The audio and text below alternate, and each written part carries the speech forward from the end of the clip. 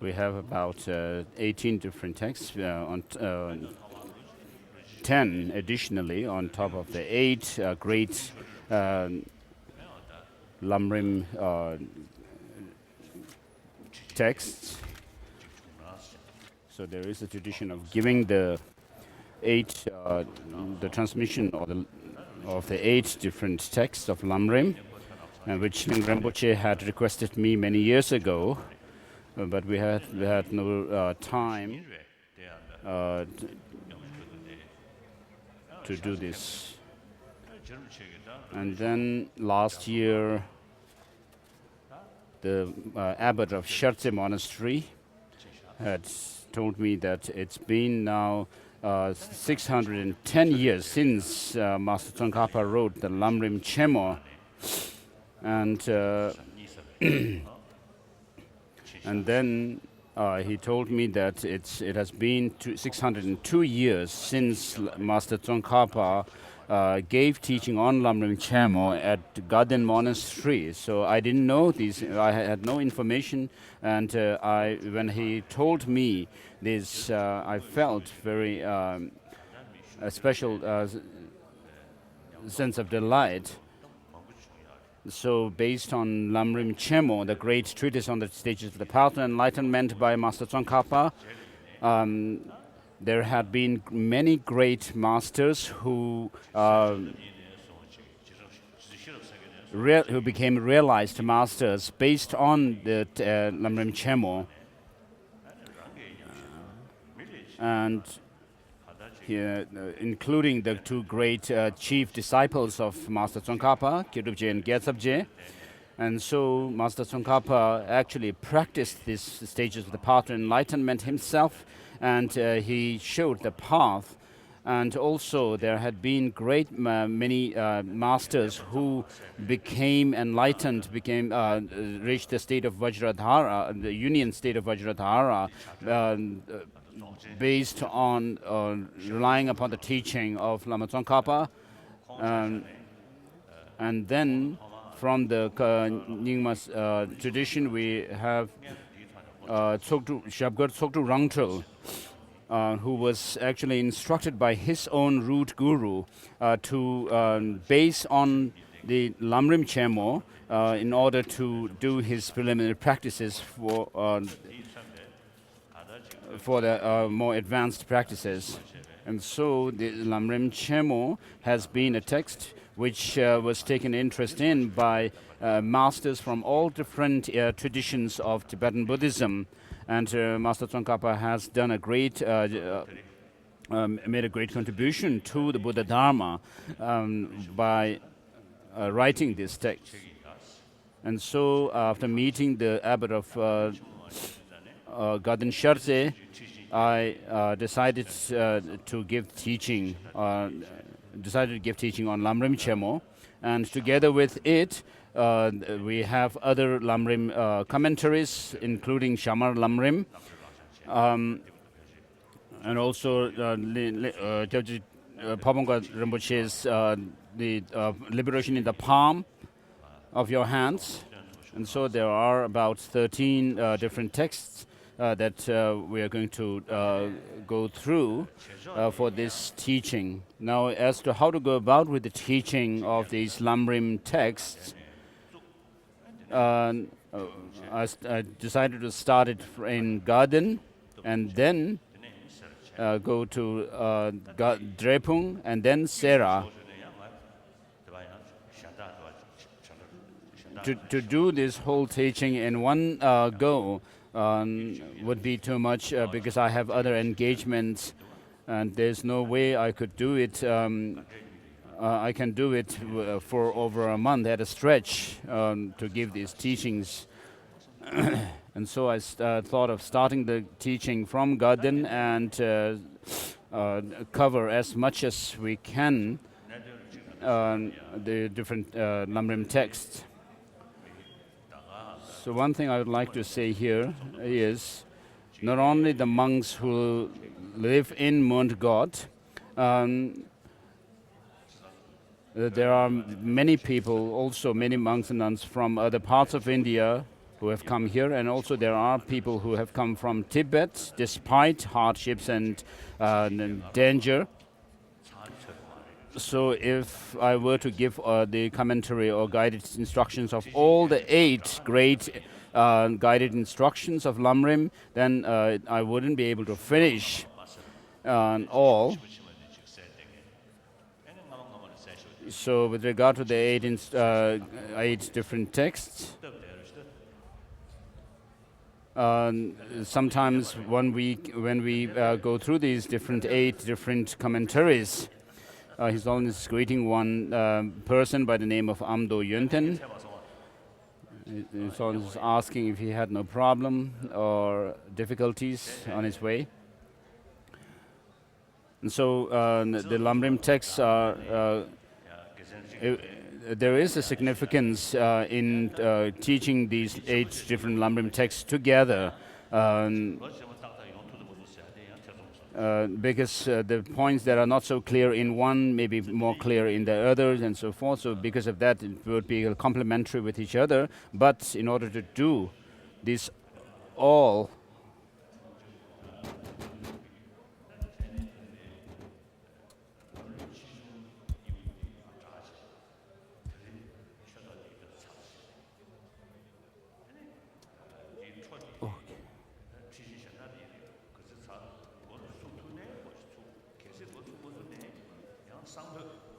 so I thought that we would do the Lamrim Chemo and the middle length Lamrim and Lamrim text, the 3 Lamrim texts written by Master Tsongkhapa himself, and then next year we'll continue with the rest of the texts written by other masters. So this is what I plan to do during this time in Drepung and Garden and Drepung. So ideally, I should also do the Lamp for the Path to Enlightenment by Master Atisha. So we'll go through Lamrim Chemo, the great treatise on the Path of Enlightenment, the middle length stages of the Path to Enlightenment, and then the Songs of Experience, and Master Tsongkhapa Atisha's Lamp for the Path to Enlightenment. So I took out this time to give this discourse on these texts, and you also have come with great enthusiasm, and therefore this is also going to be a contribution or service to the teaching of the Buddha. Master Tsongkhapa says at the end of Lamrim text, in the prayer, may the teaching which is spread anywhere and declined, and may it in places where it has not reached yet, may I be able to spread it out of compassion. And so by places where Buddhism had spread before, for people from these areas, the teaching will give a special profound understanding of the Dharma. And then there are people who come from traditionally non-Buddhist countries, people taking interest. And so for them also it would be good. And so there are, of course, people who are interested in the Dharma but don't understand it well, and because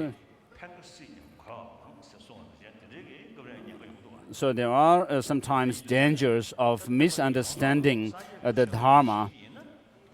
If you want to be a Buddhist practitioner, a follower of Buddhism, then you have to have the understanding of the entire teaching of the Buddha as a whole.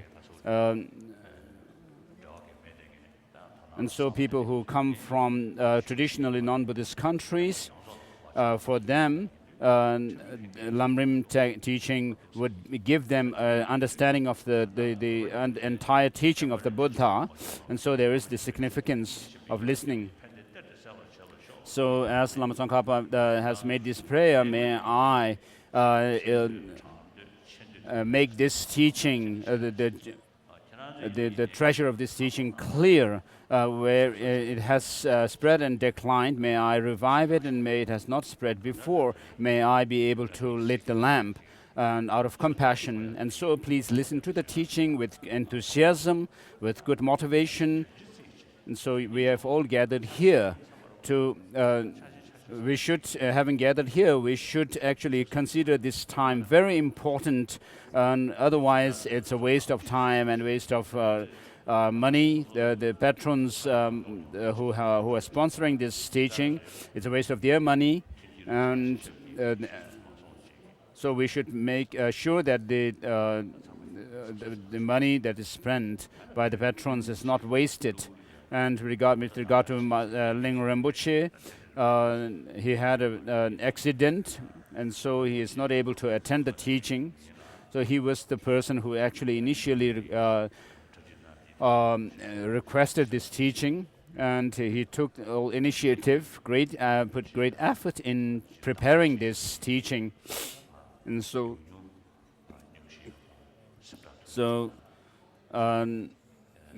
may Ling Rinpoche recover very soon and quickly, and we should also make prayer for him so that he could recover from his injury and live long to serve the Dharma and sentient beings.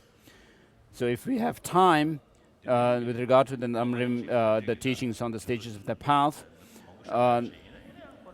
and if there were very few disciples coming to the teaching, then we could do the 6 preliminary practices before going through the teaching itself. And it is traditionally said that the Lamrim realization of the stages of the path of enlightenment starts from the teaching site, where you sit in the teaching on Lamrim. So there is by doing the 6 preliminary practices, we would be engaging in the accumulation of merit and purification of negativity. So if we have time, we could do this lengthy preliminary practice, but we have no time. And the more important thing that we have to keep in mind is to actually give thought to the teaching.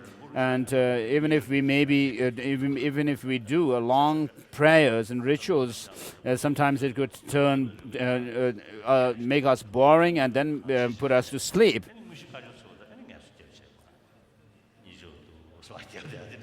And so the chanting masters could lead the prayers, chantings during this preliminary prayers and so forth very loudly, but then after that, during the actual teaching, they could fall asleep. And so we wouldn't go through the lengthy preliminary prayers, as said in the great stages of the path of enlightenment, Lamrim Chemo. So we have to have a very pure and good motivation, and with that motivation, we have to visualize, imagine Master, the founder of Buddhism, Master Shakyamuni, as Master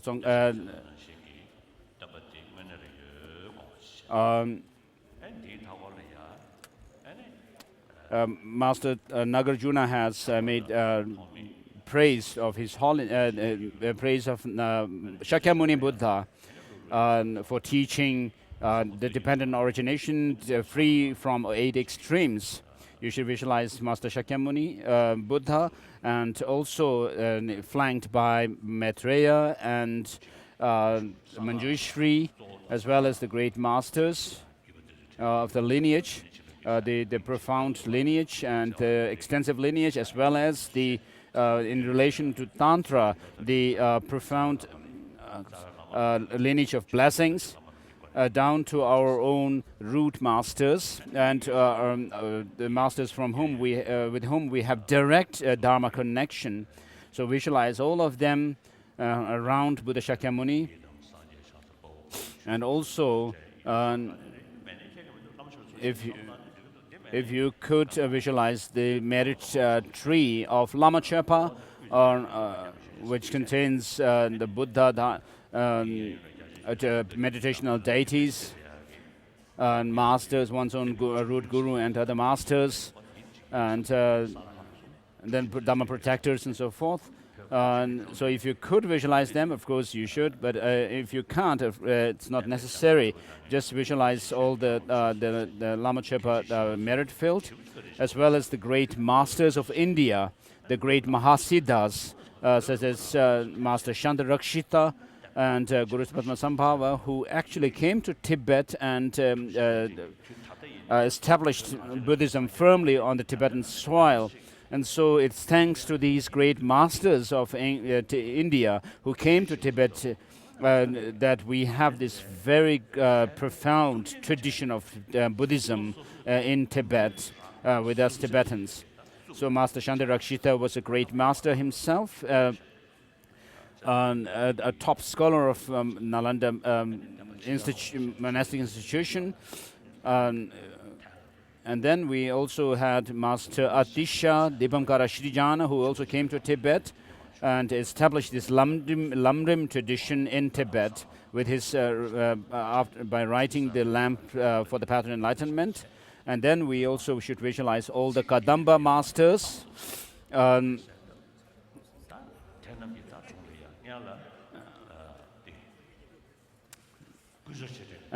down to our root gurus. So we'll say the prayer of the three recollections of the three jewels.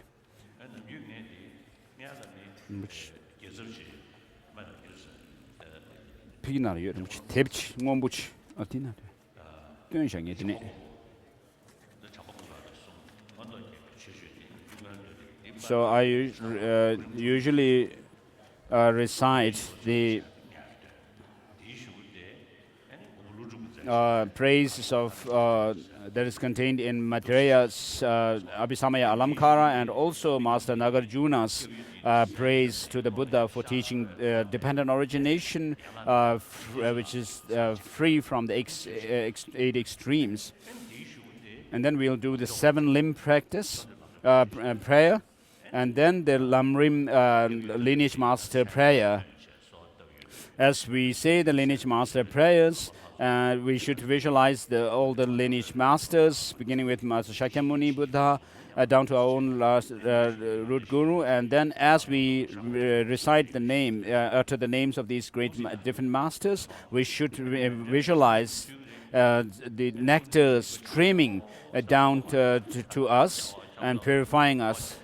So with regard to Mandala offering, we'll have only the one verse for Mandala, without having to go through all this chanting, the long chanting with the deep voice of.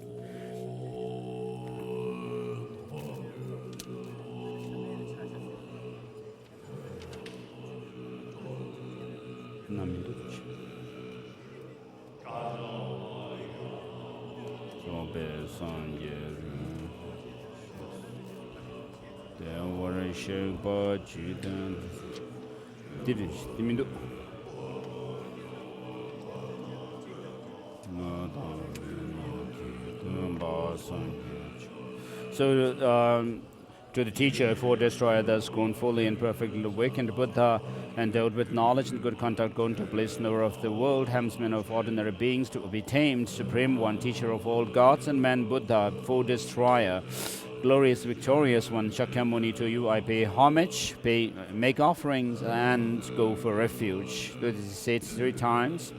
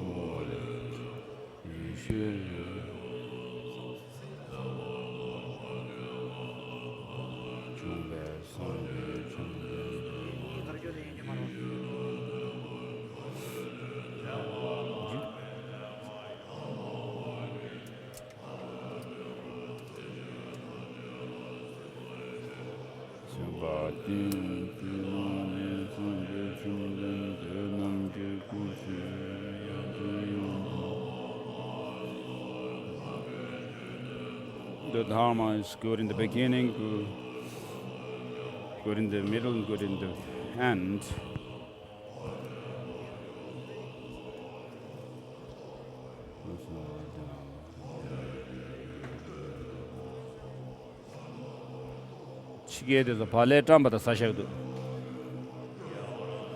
We have not yet said the prayer for tea and bread.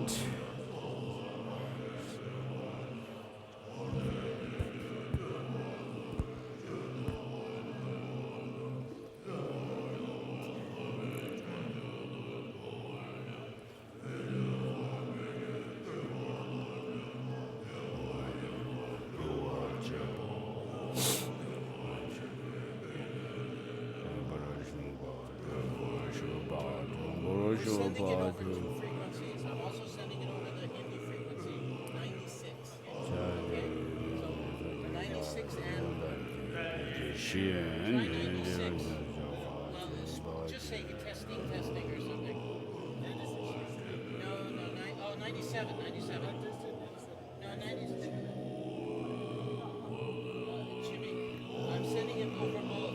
97. When, O chief amongst humans, where you were born, you took 7 steps on this great earth and said, I'm supreme in this world. To you who were raised at that time, I pay homage. Completely pure body, supremely fine form, ocean of wisdom, like a golden mountain, fame that blazes in the 3 worlds. Supreme protector, to you I pay homage. Endowed with the supreme marks, a face like the stainless moon, a color like gold, to you I pay homage.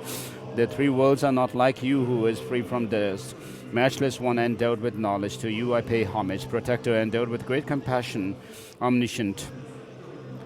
Teacher, filled of ocean-like merits and good qualities, to the thus gone I pay homage. Through purity, freedom from attachment, through virtue, releases from the evil gone realms. A unique, supreme, ultimate meaning to the Dharma that brings peace, I pay homage. Free from freedom, teaching the path. Well-being, abiding in the pure trainings, holy filled, endowed with good qualities. To the Sangha also I pay homage. Do not commit any unvirtuous actions, accumulate wealth of virtues, subdue your mind thoroughly. This is the teaching of the Buddha, like a star, a mirage, a lamp, illusion, drops of dew, bubbles, dreams, lightning, and clouds. Look at all conditioned phenomena as such. Due to this merit, having attained the state of all-seeing, and thereby subduing the enemy of faults, may I liberate transmigrators from the ocean of existence, stirred by the waves of aging, death, sickness, and death.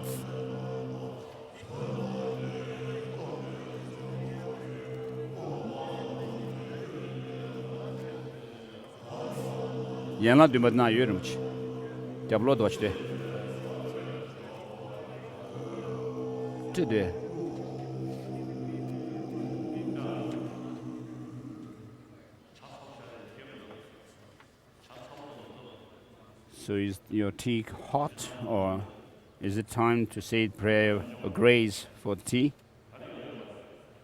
And do we have bread also? So have people already eaten their bread? So let's say the prayer for tea and bread.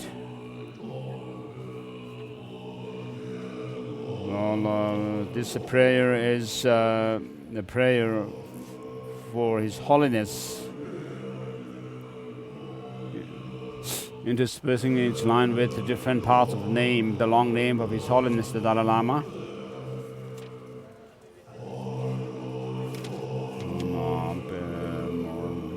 may I offer this tea and bread to the noble Avalokiteshvara.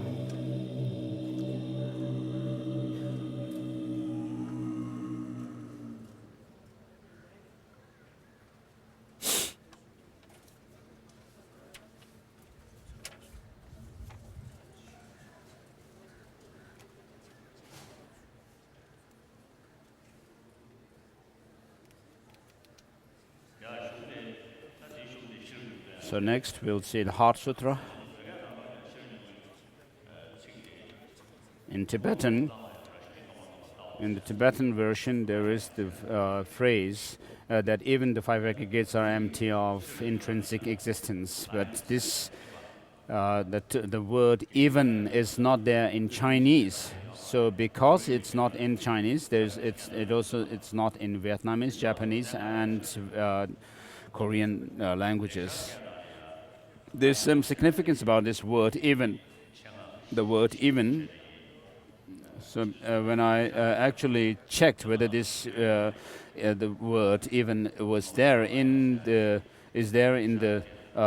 original Sanskrit or not, I found that it actually is there. And so, with regard when we think about the significance of this word, is that by saying even the five aggregates are empty of intrinsic existence, what it shows is that not only the person, which is empty of self or independent identity, does not exist, but even the five aggregates on the basis of which we impute as the self are empty of intrinsic existence. So in the first sermon of the Buddha, he does teach, the Buddha did teach the selflessness of persons. But during the second turning of the wheel, the teachings of the perfection of wisdom, then the Buddha teaches that, taught that the five psychophysical aggregates are also empty of intrinsic existence. So the term "even" in this phrase is very important. So that we have here many Chinese in the audience.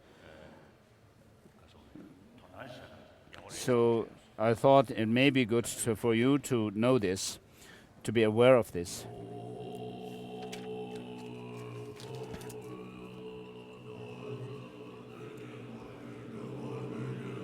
Homage to the Three Jewels.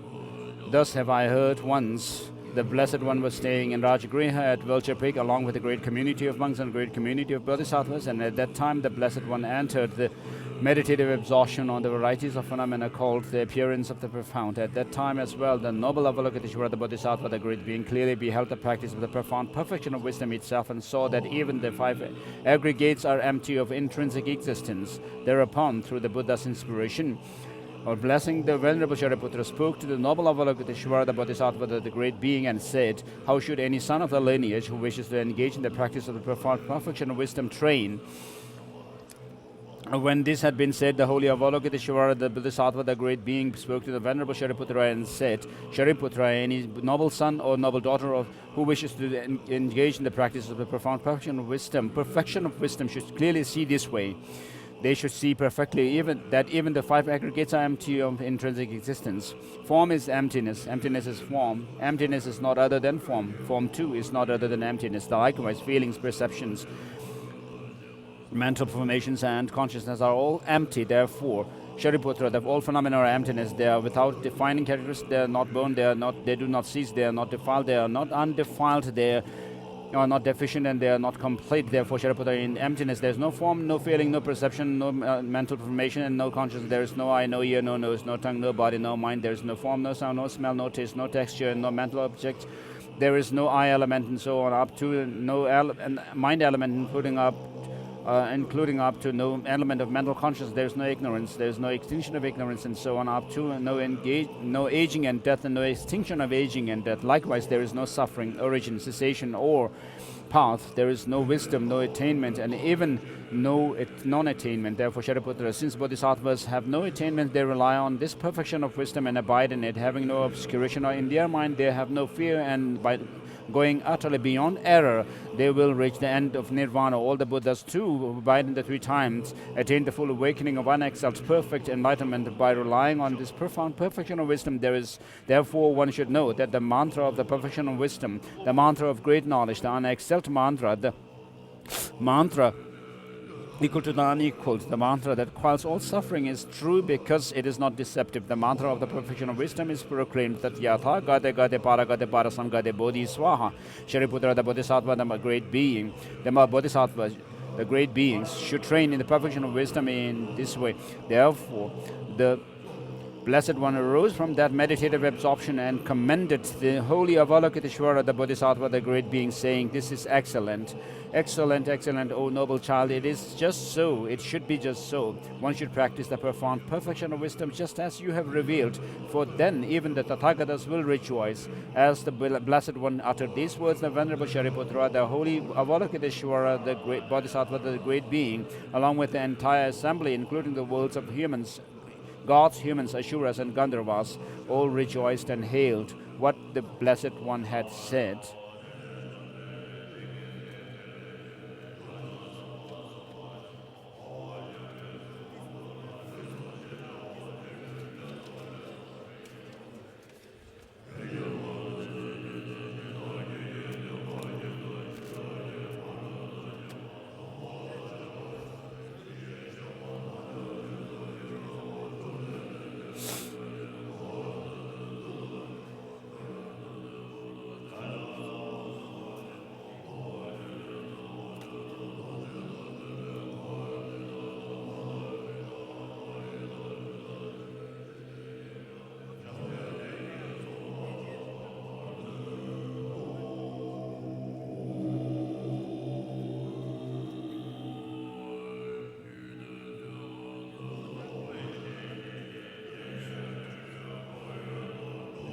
This is the verse of homage from Maitreya's Abhisamaya Alamkara, which is a homage to the perfection of wisdom, which leads the hearers and Pratyeka Buddhas to their goal of arhatship, and which leads bodhisattvas to perform their deeds to help other sentient beings, and Buddhas to give all kinds of teachings in accordance with the mental dispositions of sentient beings.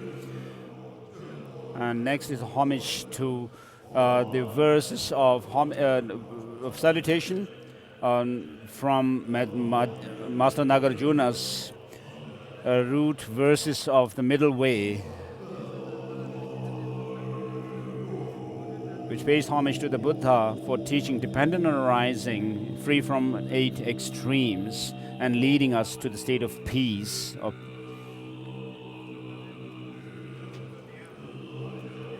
And next is the 7-limb prayer. Dang ye dang we cha ye wo sang bo chu be mun lam top ta ye ge wa tam je yi ge mo su na ba ti pe chu mi du di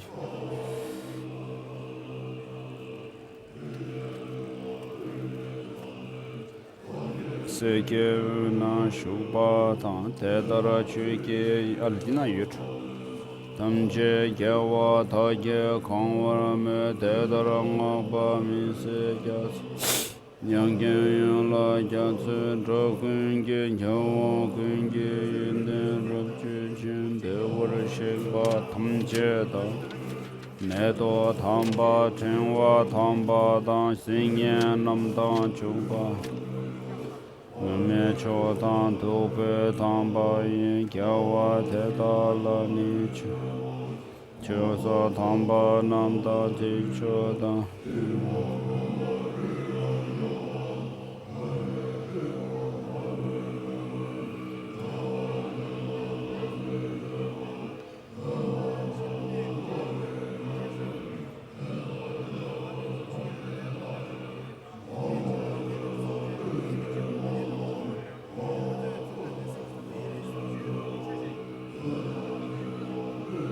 Wangene le dang a dang te shin yi ge yang te ba da ye de da tam je da ye su su sha chong ju ya wa kun dang san ye se rang ye nam dang lo dang ro wa kun ge san nam kang la yang te da kun ge dang nam chu chu chi gen du ma da chen chu Gumbo de da da ye tham je la ko lo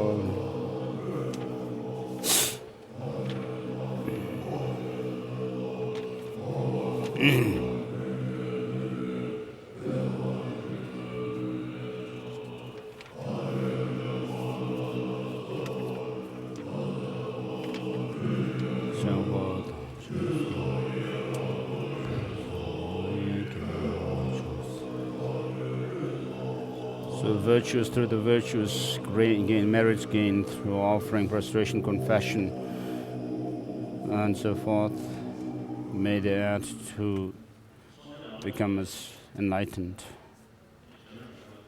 So with regard to the lineage master prayer, which is the opening the supreme path, a door to the supreme path, was initially written by Master Tsongkhapa himself. So with regard to the Lamrim lineage, I received the teaching on Lamrim based on the four annotated text of Lamrim from Tijang Rinpoche, Gyabje Tijang Rinpoche, and then from my senior tutor, Gyabje Ling Rinpoche. So there are different lineages that I have received.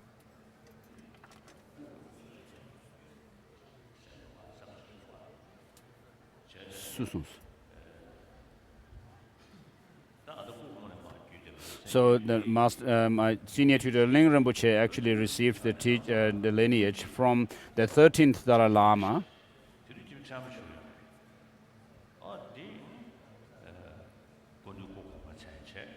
So I had come across a text with the Lineage Lama prayers that I had that was brought from Tibet, and so it gives the lineage from Chusang Rinpoche, and then 13th Dalai Lama and Purjo Champa Rinpoche, from whom the 13th Dalai Lama received the teaching. And then there are the masters like Kirup Norsang Gyatso, and also the various names of the Dalai Lamas in the lineage Lama prayer. And so I consulted with Gyabje Tijang Rinpoche, my junior tutor, and so that was perhaps put together by the Gaden Trip Rinpoche, Lindrup Zundru. And so Tijang Rinpoche saw this text and looked at the lineage, and that was actually confirmed. And so it has many names of the names of the Dalai Lamas. So I would just be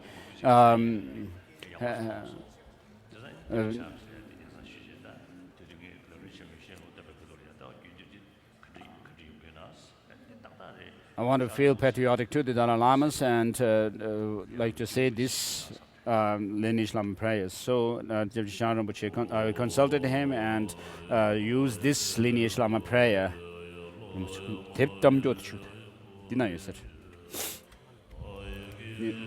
So the prayer begins by saying, glorious or magnificent precious root Guru, please rest above upon the lotus and moon on my crown, and take care of me with your great kindness or compassion. Bestow upon me the attainments of your holy body, speech, and mind. The teacher, the conqueror gone beyond, the incomparable guide, venerable, invincible protector Maitreya, the Buddha's regent, exalted Asanga, who was prophesied by the victorious one, the Buddha, to you three Buddhas and Bodhisattvas. I, Buddha and Bodhisattvas, I make request. So please do the visualization of the nectar flowing into you as you say these prayers, as His Holiness mentioned earlier. And Vasubandhu, crown ornament of this world's learned ones, Arya Vimuktisena, who found the middle path.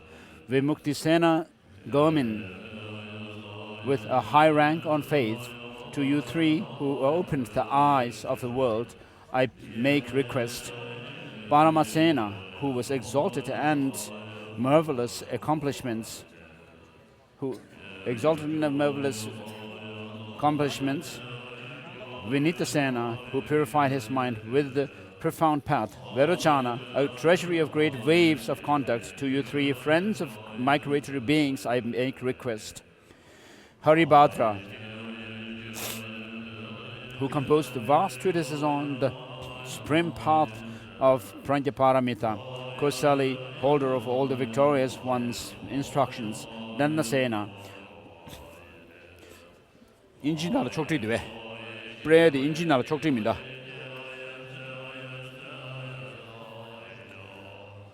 Haribhadra, who composed vast treatises on the supreme path of Pranjaparamita. Kosali, holder of all the victorious one's instructions. Ratnasena, who lovingly cared for all beings. To you three helmsmen of sentient beings, I make request. Suvarnadvipa, who mastered the bodhicitta. Atisha, holder of the tradition of great vehicle. Precious Drumtunpa, who clarified the noble path. To you three pillars of the teachings, I make request.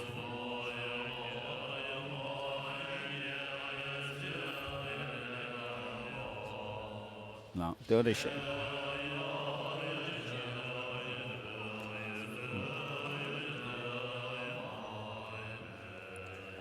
The pinnacle of the Shakyas, supreme. Now, next is the request to the wisdom lineage, the lineage of the profound wisdom, the pinnacle of the Shakyas, supreme guide of peerless speech, referring to Buddha Shakyamuni, Manjushri, total encompassment of the victorious one's infinite knowledge. This Didish.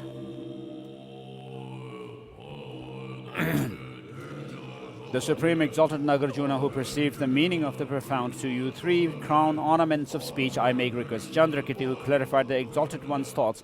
Vidya Kokila, the elder, his eldest son. The Vidya Kokila, the younger son of the victorious ones. To you three powerful ones of the lineage, I make request. Adisha, holder of the tradition of the great vehicle, who saw profound dependent arising just as it is. Precious Dönpa, Drumtempa, who clarified the noble path. To you, to the ornaments of this world, I make request. Next is the Kadamba Lamrim lineage. Magnificent Gompawa, the powerful yogi, the lord of the yogis. Nizurba, who had stable concentration on the profound. Thamapa, who upheld the whole collection of Vinaya. To you three lamps of the border regions, I make request. Namka Senge, who practiced with earnest effort. Namka Gelpo, who was blessed by the holy ones. Senge Sangbo, who abandoned the 8 worldly dharmas. To Gelset Sangbo, I make request. With bodhicitta, seeing all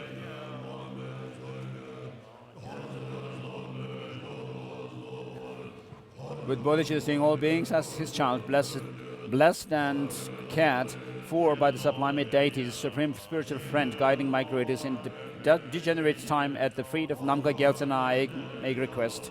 Now next is the Kadam Shungpawa, the classical text lineage. The spiritual friend Potowa, representing the lineage of the victorious one. Sharawa, unequaled in discrimination. And Chekawa, who fulfilled the bodhicitta. To you three, who fulfilled the hopes of beings, I make request. Bodhisattva Chilpupa, possessor of oral transmissions and insight. Lungi Wangchuk, the supremely learned one.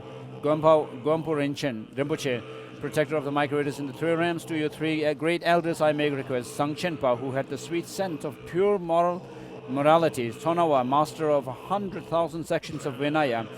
Mendropa, who reached the limits of the Abhidhamma ocean. To you three guides of migrators, I make request. Having found the profound and vast Dharma, became a protector, the one who became a protector of all fortunate migrators, with good deed developed the doctrine. At the feet of the glorious Guru, Chokyop Sangpo, I make request. Request to the Kadam Menga, the instruction lineage.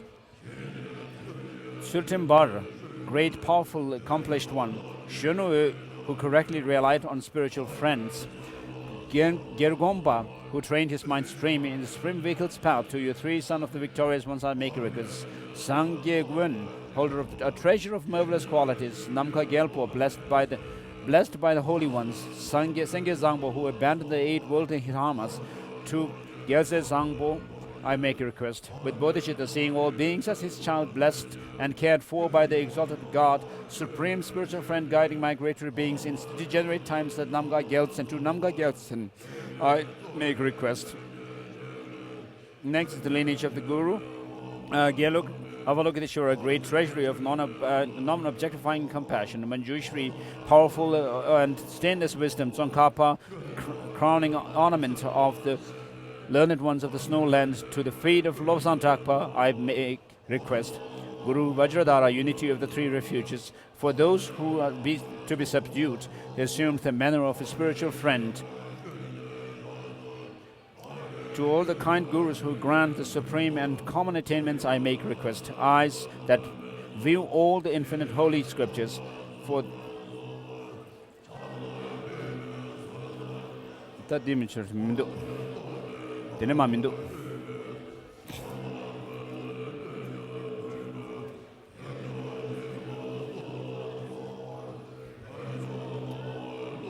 So we are going to go through the lineage masters, naming the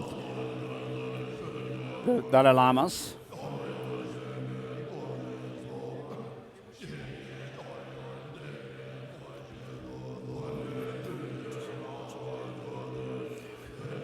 So the 5th Dalai Lama, his master Kundin Benjol Hundrup, the 5th Dalai Lama, and the master Losang Chertak, the great abbot Losang Chertak, the great Jamyang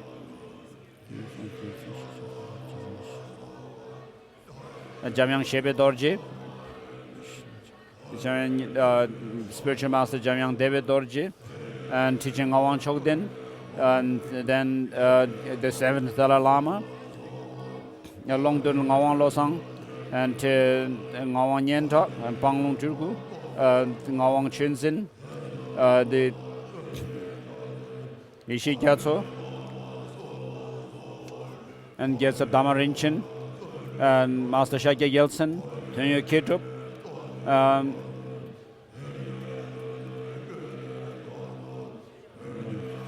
Master Chogi Gyaltsen, Namga Gyaltsen, Chitun Losang Chogi Gyaltsen, and then Tsundri Gyaltsen, Chogi Gyaltsen, Gyalek Gyatso,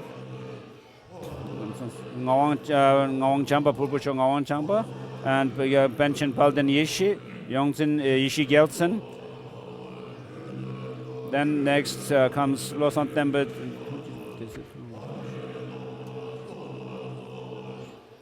Ngawang Chunzin and Getubi Shi Gyatso.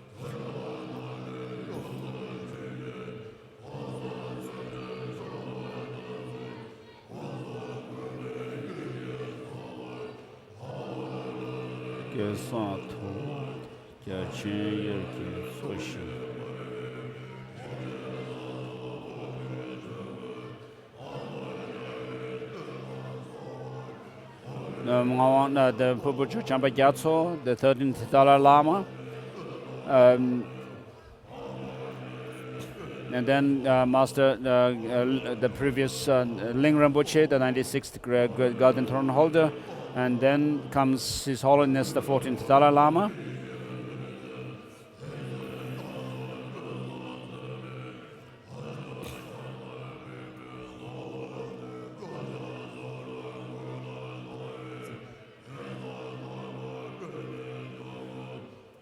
Eyes that view all the infinite holy scriptures, for the fortunate one's supreme gateway to liberation, using skillful means which are moved by love.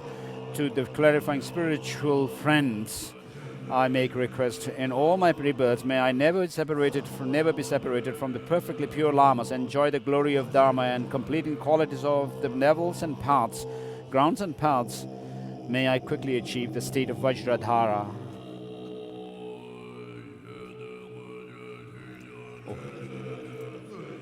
Next is the Prayer, foundation of all good qualities. The kind and venerable spiritual masters are the foundation of all good qualities. Seeing that dependence on them is the root of all the paths, may I rely on them with great respect and continuous effort. Inspire me thus. A human life with leisure is obtained this once, understanding that it has great value and is hard to find. May I produce unceasingly the mind that takes hold of its essence day and night. Inspire me thus. The fluctuation of our body and life is like a bubble of water. Remember death, for we perish so quickly. After death, the effect of black and white karma pursue us as shadow follows our body. Finding a certainty in this, may I always be careful to abandon even the slightest negative action and to complete the accumulation of merit. Inspire me thus. There is no satisfaction in enjoying worldly pleasures. They are the door to all misery. Having realized that the fault of the samsaric perfections is that they cannot be trusted, may I be strongly intended on the bliss of liberation. Inspire me thus. That pure thought to attain liberation that produces great conscientiousness, mindfulness, and awareness. May I make the essential practice keeping the vows of individual liberation the root of the doctrine. Inspire me thus. Having seen that all beings, my kind mothers, have fallen like myself in the ocean of cyclic existence, may I train in the supreme heart dedicated to enlightenment, assuming the obligation to free all migrating beings. Inspire me thus, generating the dedicated heart alone without cultivation of the three moral practices does not lead to enlightenment. Having realized this, may I practice with intense effort the vows of the conquerors and their spiritual children. Inspire me thus by quieting distraction to false objects and analyzing the meaning of reality. May I quickly generate within my mind stream the path and uniting calm, abiding, and insight, especially insight. Inspire me thus. When trained in the common path, I am a suitable vessel. Let me enter with ease the great gateway of the fortunate ones. The Vajrayana, the highest of all vehicles, inspire me. Thus, the basis of achieving the two powerful attainments is the pure vows and commitments that I have pledged. Having found true understanding of this, may I keep them even at the cost of my life. Inspire me thus. Having realized the significance of the true stages, which are the essence of the tantric path, may I steadfastly practice without laziness the 4 sessions of yoga and realize what the holy beings have taught. Inspire me thus. May the spiritual teachers who lead me on the sacred path and all spiritual friends who practice it have long life. May I quickly and completely pacify all outer and inner hindrances. Grant such inspiration, I pray. In all my rebirths, may I never be separated from perfect spiritual masters and enjoy the magnificent Dharma, completing all qualities of the stages of the paths. And may I quickly achieve the state of Vajradhara.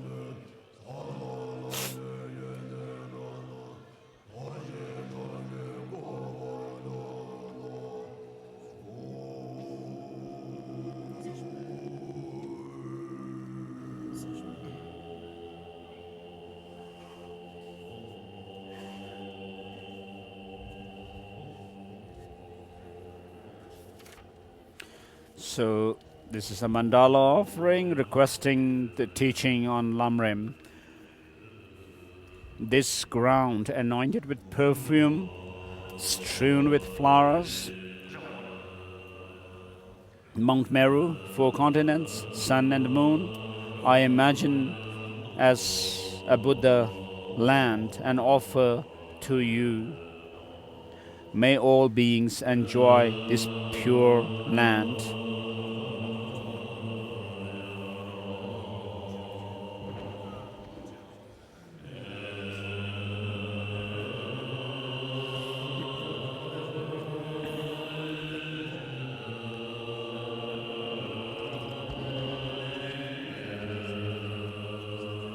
And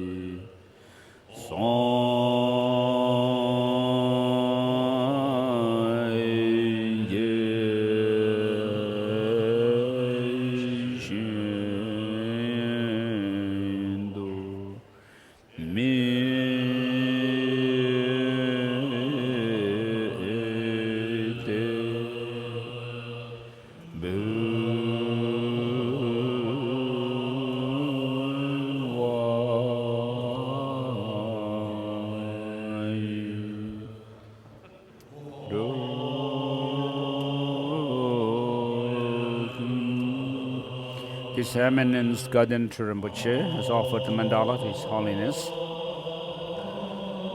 And this way. And the abbot of Shartse Monastery, Gaden Shartse Monastery, also offered mandala. This way. Gaden Changze is right.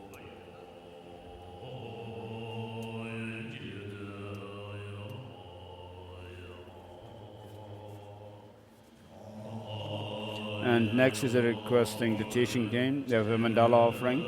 As the clouds of your knowledge and love cover the sky of a Dharmakaya, Venerable Lamas, please bestow a rainfall of the profound and extensive Dharma suitable to those receptacles to be subdued. And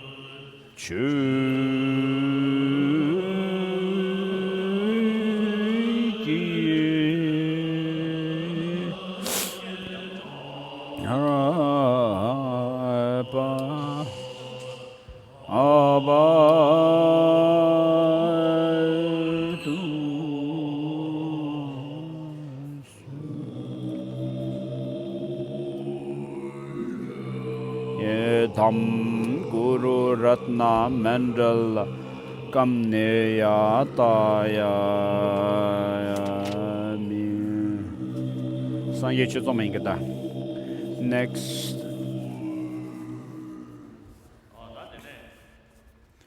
So next, now we'll say the verse of Refuge and bodhicitta 3 times together.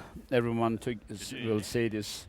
So while we say this verse, we have to correct our motivation and bear the right motivation so that the teaching, in order for the teaching to become Buddha Dharma, and engage in listening and teaching, the teaching will become the teaching of the Buddha by taking refuge. Now, in order for this teaching to become a cause for the sake of attaining complete enlightenment, the unsurpassable enlightenment of Buddhahood,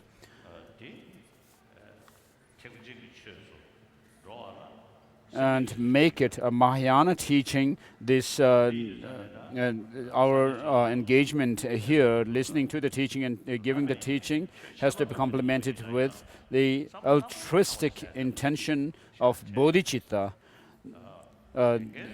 thinking of becoming an enlightened Buddha for the benefit of all sentient beings. And so while during the discourse, the Lama has to have the right motivation to give the teaching, with this kind of motivation, and also the audience who have come to this teaching must bear the same altruistic motivation of bodhicitta.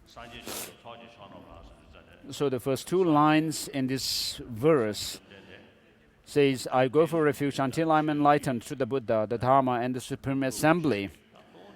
So with regard to Buddha Dharma, it's twofold. The scriptural teachings and the teachings of realization. And so we have to understand, it's very important to understand the true cessation in order to gain very perfect understanding of the Buddha Dharma. And so we have to mainly think about the Dharma jewel mainly. Now if we are able to have a good understanding of the Dharma jewel, As Master Tsongkhapa says, those who follow you, who has given the teaching by seeing the truth as it is, they will be led to peace and liberation. Whereas those who are outside of your teaching, they actually are like inviting more trouble. And therefore, Master Tsongkhapa says, from the depths of my heart, and from the depths of my bone marrows, I pay homage to you, the Buddha.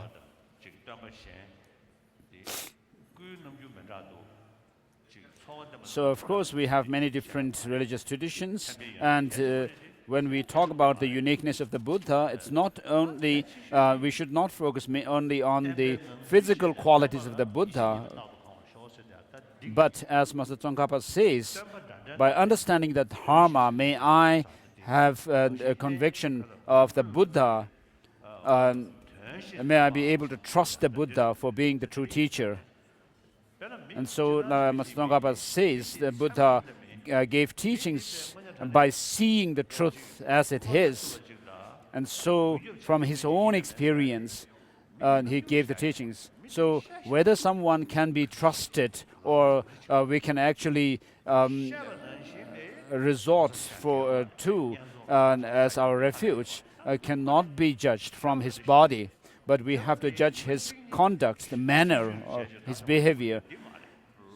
So in order to do that, we cannot be just satisfied with by seeing the behavior of a person on one day, but we have to continuously check the person's behavior. And then we come to the conclusion, oh, this person is trustworthy.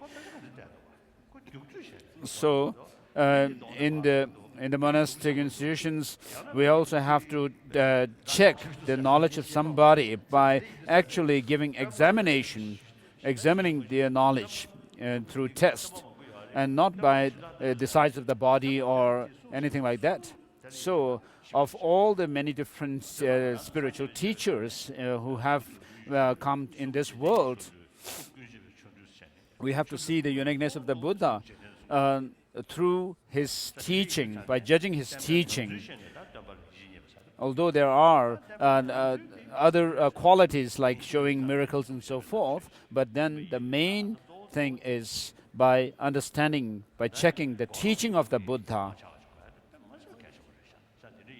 And so, for that, we have to understand the true Dharma jewel comprising the cessation, true cessation, and the true path.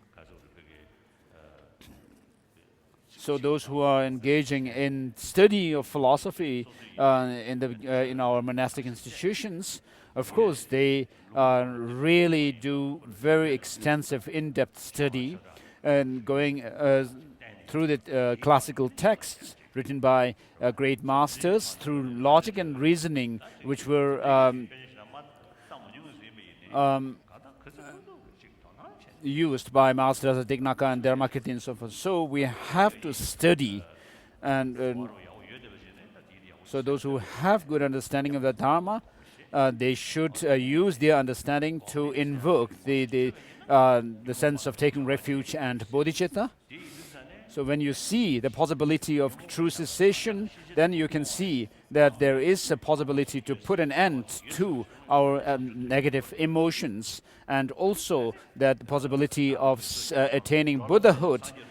And then you will be able to really see the meaning of taking refuge in the Buddha, Dharma, and Sangha, and also the meaning of dedicating oneself the Buddhahood, for Buddhahood to benefit all sentient beings. And so let's say this prayer together. I go for refuge until I'm enlightened to the Buddha, the Dharma, and the Supreme Assembly. By the virtuous merit created by listening to the Dharma, may I attain the state of Buddha in order to benefit all sentient beings.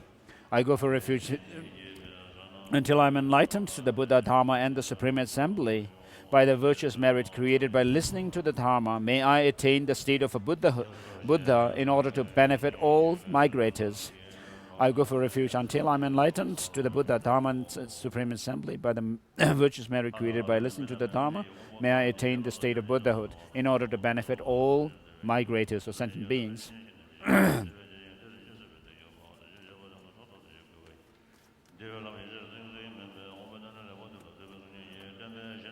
So this is urging all the gods, asuras and humans to listen to the Dharma, the holy Dharma, because it is the means by which we put an end to the negative emotions and attain our goal of enlightenment. And so this teaching is being given to the gods, humans, non-humans, and all beings. And this is a homage to Guru Shakyamuni, made by Master Nagarjuna, saying, I pay homage to the Gautama who taught out of his compassion to rid us of all wrong views. And so Kono Lama Tenzin Gyaltsen Rinpoche has this tradition of saying a verse at the beginning of teaching each day, whenever he gives teachings. And so he had this tradition of saying a praise or homage, a verse of homage to the Buddha each day. So 1 hour has gone by now. So what should I say? So usually I say,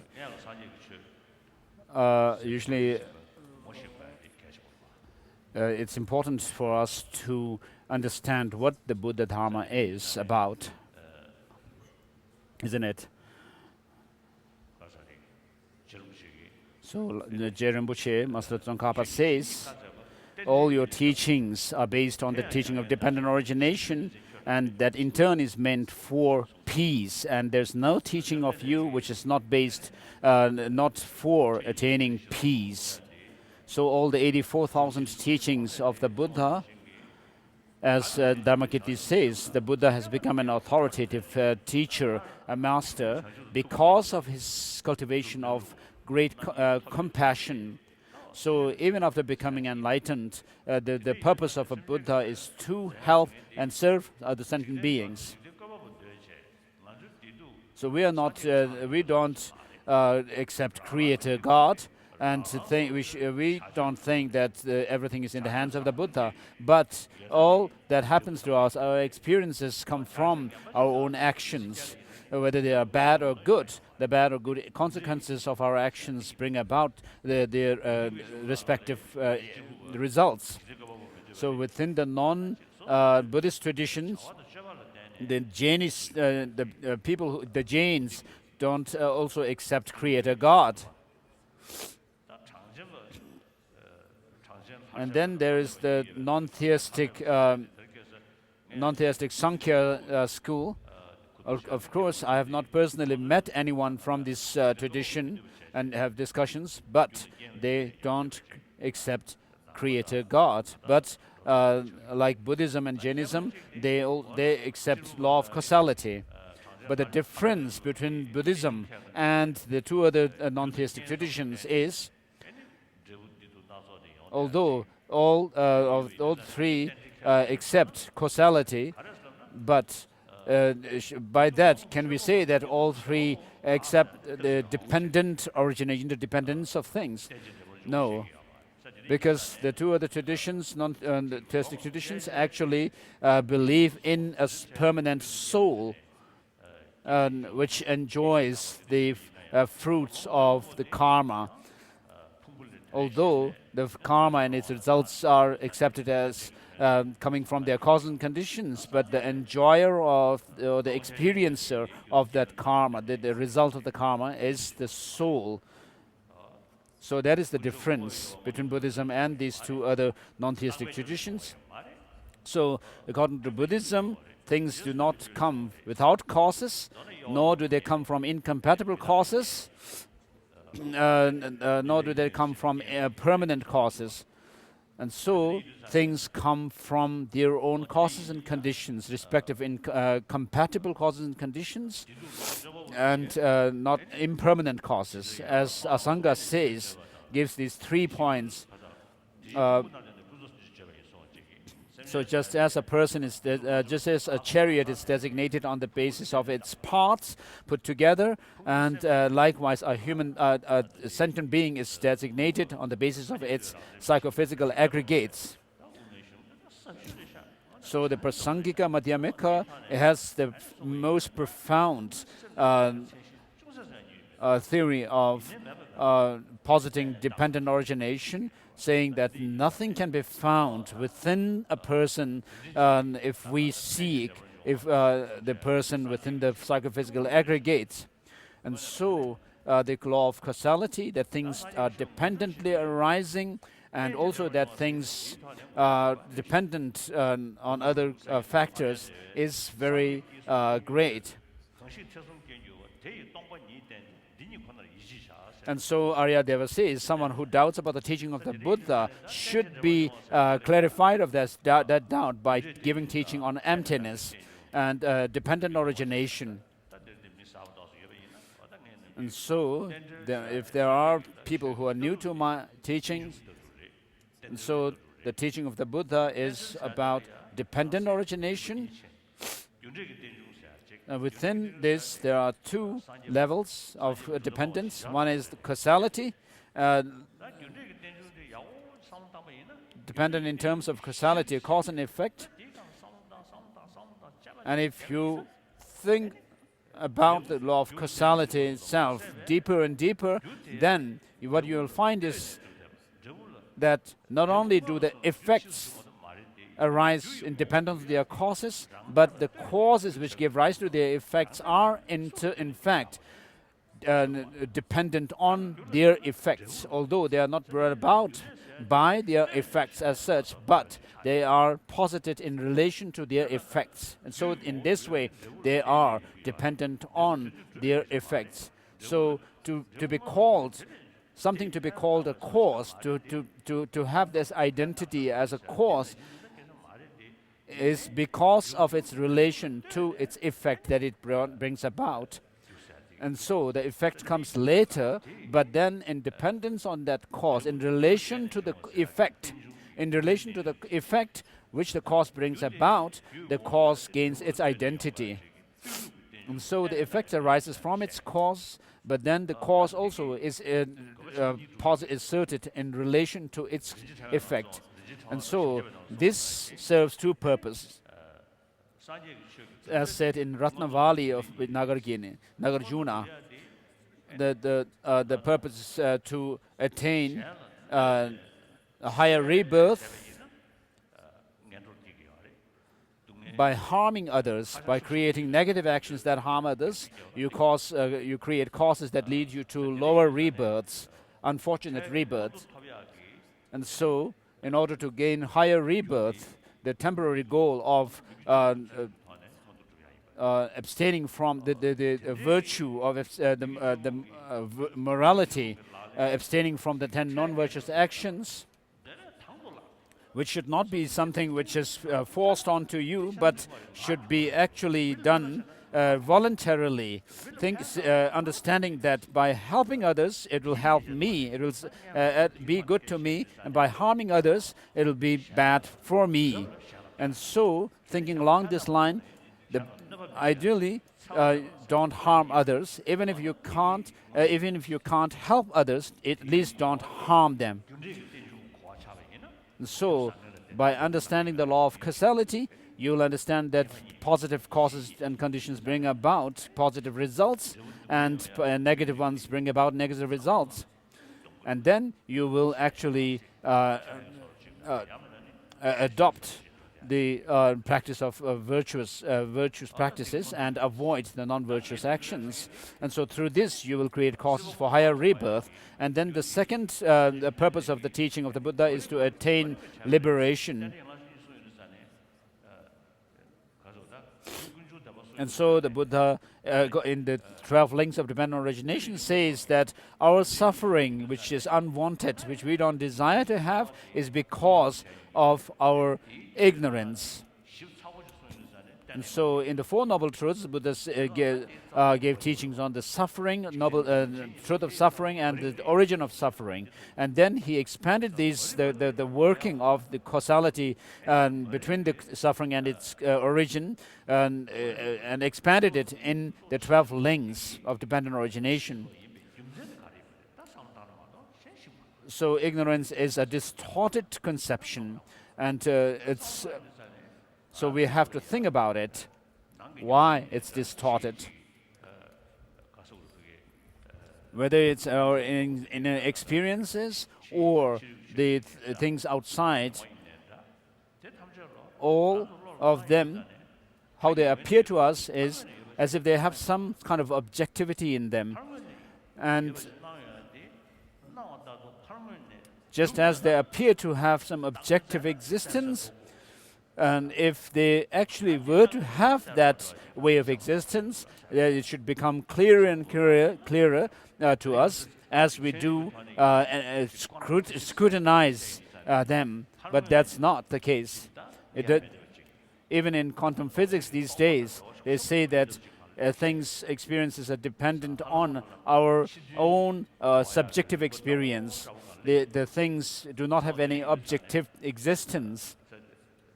And so this is similar to what the science is saying, is very similar to the Chittamatra way of saying that everything is the mind. So they are not scientists are not talking about liberation and all these things. They are not actually seeking. But then when they check things down to the smallest particles, subparticles, subatomic particles, and so forth, they don't find anything objectively existing. And so, as it's said in a sutra, what arises through cause conditions does not have any nature of arising. So, since things do not have any objective existence, independent objective existence, now what we can conclude is that by default, things are merely designated by our conceptions.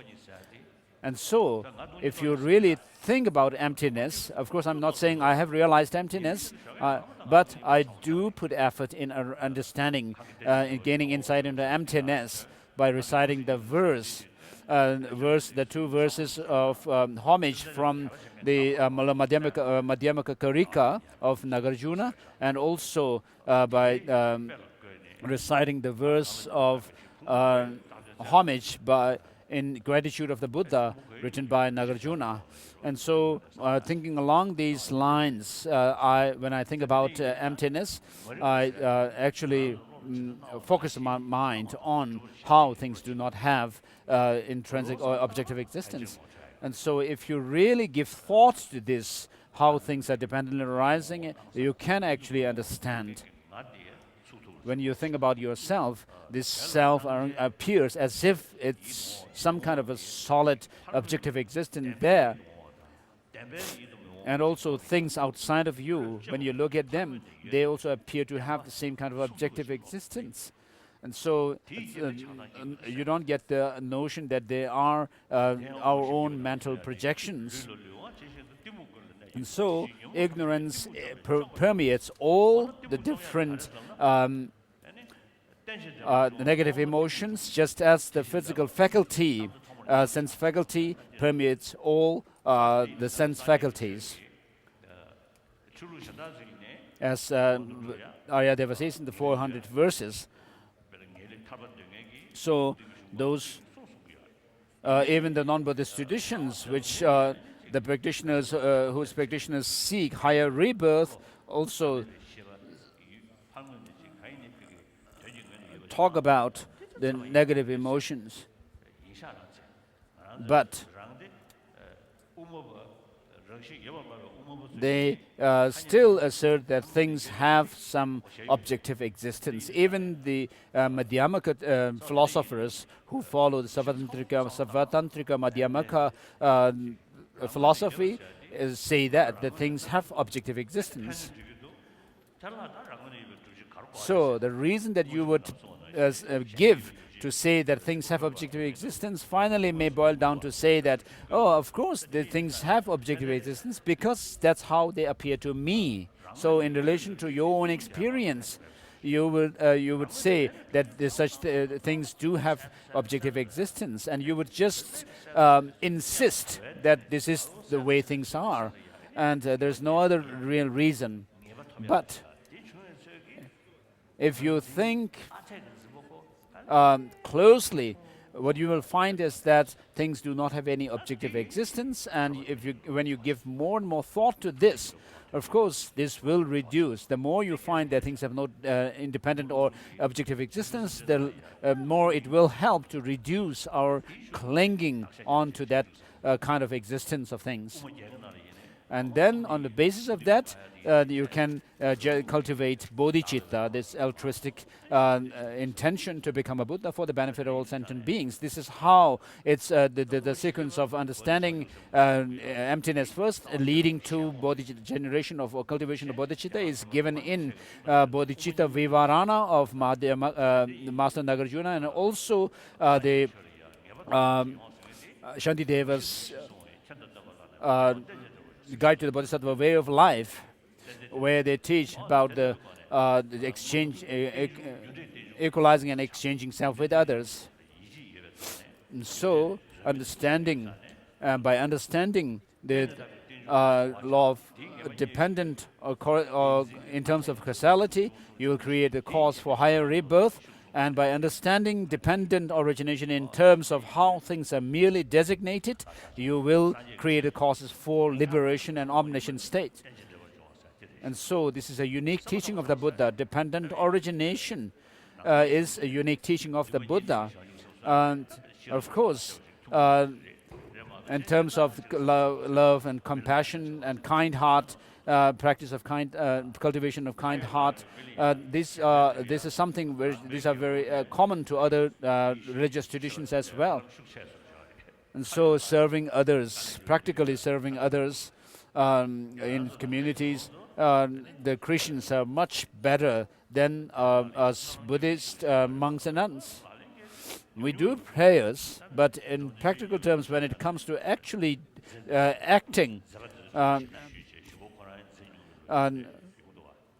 we have very few. Of course, Dromtempa was said to have served people who were suffering leprosy, and then finally suffered leprosy himself.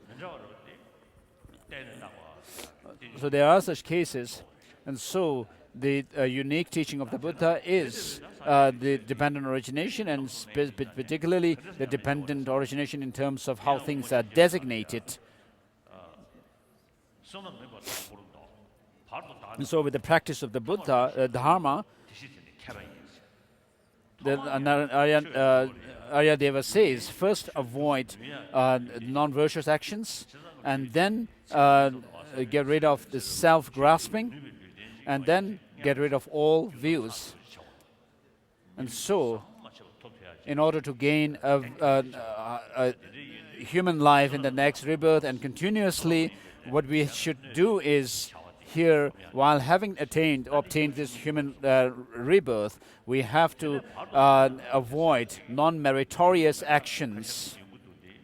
So there are different interpretations of the second line of this verse from the 400 verses, which says, in the middle, get rid of the self. So in the Prasangika Madhyamika, there is no difference in subtlety between the selflessness of persons and phenomena. But in one interpretation, this second line may refer to the selflessness of persons, which is the more grosser form or of selflessness. And then, in the end, to destroy all views means to meditate or to cultivate the wisdom realizing emptiness for the complete or for the consummate purpose, which is attainment of Buddhahood. And so this relates to the beings of the higher beings' highest capacity. And so in this way, if we could relate these three lines to the path of shared with the beings of small, middle, and great capacity, it would be fitting. And so, in this way, someone who understands this is a wise person, as Aryadeva says. And so, the Lamrim tradition, regarding the Lamrim tradition, Master Atisha came to Tibet, and he was requested by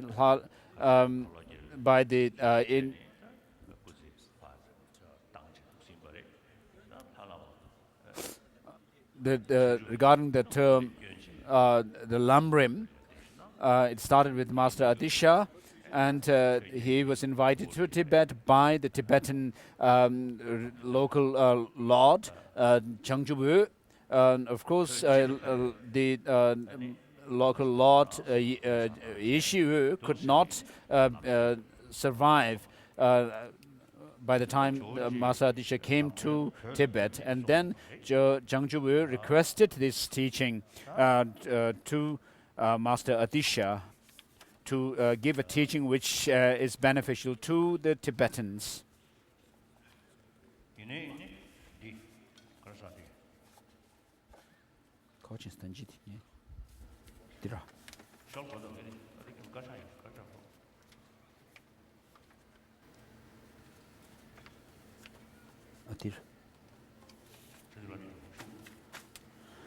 So in the book, it's on English, is on page 13.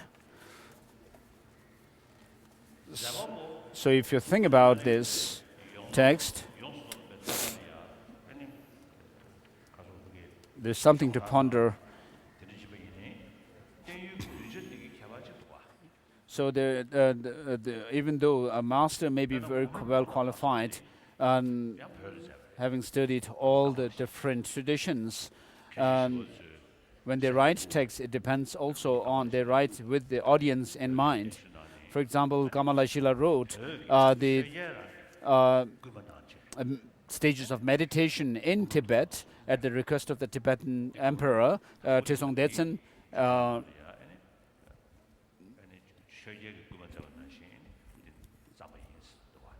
So at the request of the Tibetan Dharma Emperor, the stages of meditation was written by Master Kamalashila. It was written in the colophon.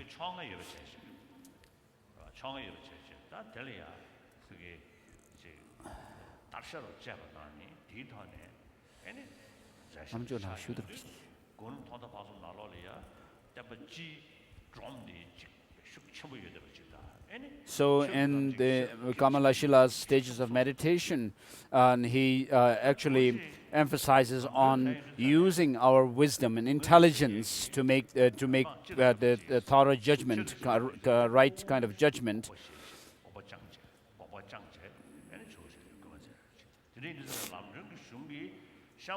And at that time, of course, there were people, antagonists, who were against the using wisdom and doing analytical meditation. Whereas the lamp for the path was requested by by the Tibetan Lord, ruler at that time, to Master Atisha, and accordingly it was written for Tibetans. And then, with regard to Master Tsongkhapa's great treatise on the stages of the path to enlightenment, it was actually ideally meant for an audience who has studied the Prajaparamita, done a study of Prajaparamita based on Abhisamaya Alamkara and its commentaries, and also studied Madhyamaka based on the texts, classic texts like Madhyamaka Avatara and the Madhyamaka Karika and so forth. And so, with regard to the teaching, the lamp for the path to enlightenment, so this, what I have been saying so far is how we should present the Buddha Dharma, called the overall presentation of Buddha Dharma. So we have the 17 Nalanda masters. Actually, traditionally there used to be 8 masters, and then I added the 9 others and made 17. So we study the texts of these great Indian masters, like Master Nagarjuna's fundamental treatise of the wisdom of the middle way. And I usually say that the Kanjur and Tenjur, the translations of the words of the Buddha and the exegetical treatises written by Indian masters are not meant only for to be kept in altar and for our worshipping, but they must be used for our study. And so Master Tsongkhapa himself read all the different, all the translations of the words of the Buddha in Tibetan, as well as the exegetical treatises that are in Tibetan, and then he summarized the meaning of all these texts in the Lamrim Chemo. So this was written in an environment where there were no real challenges from non-Buddhist traditions. But today we are in an environment where there are challenges from non-Buddhist traditions and many other traditions. And so the way the Tibetans, the Indians masters wrote their text, and way the Tibetans wrote their text, and within the Indian masters, there are difference. And within the Indian masters themselves, of course, for example, Master Atisha wrote this Lamp for the Path of Enlightenment at the request of the Tibetan ruler at that time inside Tibet, and therefore it's different also from other Indian masters. And Master Atisha was said to have actually gave teachings on Madhyamaka Aloka, Madhyamaka Hridaya, or the heart or essence of Madhyamaka, middle way, written by Bhavaviveka. So Atisha was said to have given teachings on that text, although he himself didn't follow the same Madhyamaka tradition as the author. So the teaching tradition of the Lamp for the Path to Enlightenment had become very rare. I received this teaching on this from Kunu Lama Rinzin Tempa, and also I received teaching on this Lamp for the Path to Enlightenment from Sergong Tsenshab Rinpoche, who actually gave the teaching based on Benjamin Lobsang Chogyin's commentary. So I'll go through the text. In Sanskrit, it's the title is Bodhipatha Paradepa. In Tibetan, Changchung Lamki Dönma, which translates as the Lamp for the Path to Enlightenment. Now, with regard to the title itself, which mentions the path to enlightenment. Now, here the word enlightenment, for the word enlightenment in Tibetan, we have 2 words, chang and chup. So chang has the meaning of purifying or dispelling the defilements. So where do these defilements abide, or where are they? It's in the mind.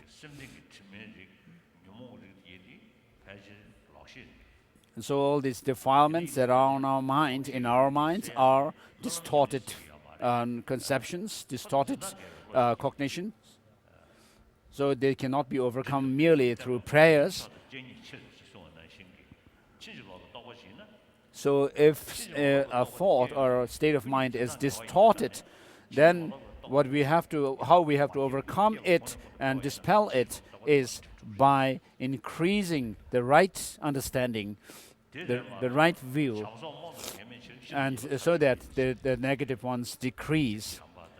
Otherwise, just as it is said, that compassion and love cannot overcome the distorted view of self, grasping at self of a person and phenomena. And so the defilements are overcome through the understanding of emptiness. As Master Nagarjuna says in praise of Dharmadhatu, teaching of impermanence and suffering are meant for maturing or training our mind. And then also the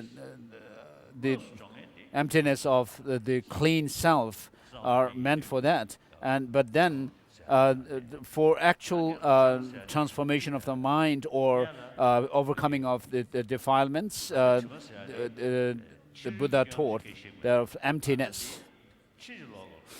So emptiness, understanding of emptiness is the supreme means of overcoming all defilements. So these misconceptions that are in us, of course, if they were in the intrinsic nature of the mind, then there's no way we can overcome them. But if we check whether they are in the intrinsic nature of the mind or not, we should think about what's taught in the highest yoga tantras, which talk about the luminous nature of the mind. And so defilements are, on the one hand, not in the intrinsic nature of the mind, but the nature of these defilements is such that there are distorted views, distorted conceptions. As I quoted earlier from the 400 verses, just as the physical faculty, sense faculty permeates all the other sense faculties, likewise ignorance, the fundamental ignorance permeates all other negative emotions. And by understanding the dependent origination, the subtle dependent origination, you will overcome this ignorance, Ayateva says. So this has to be, the understanding has to be gained through by reflecting on these. And so, if you see the possibility of attaining the total elimination of these defilements, so meaning attaining changchup, which means understanding everything as they are, then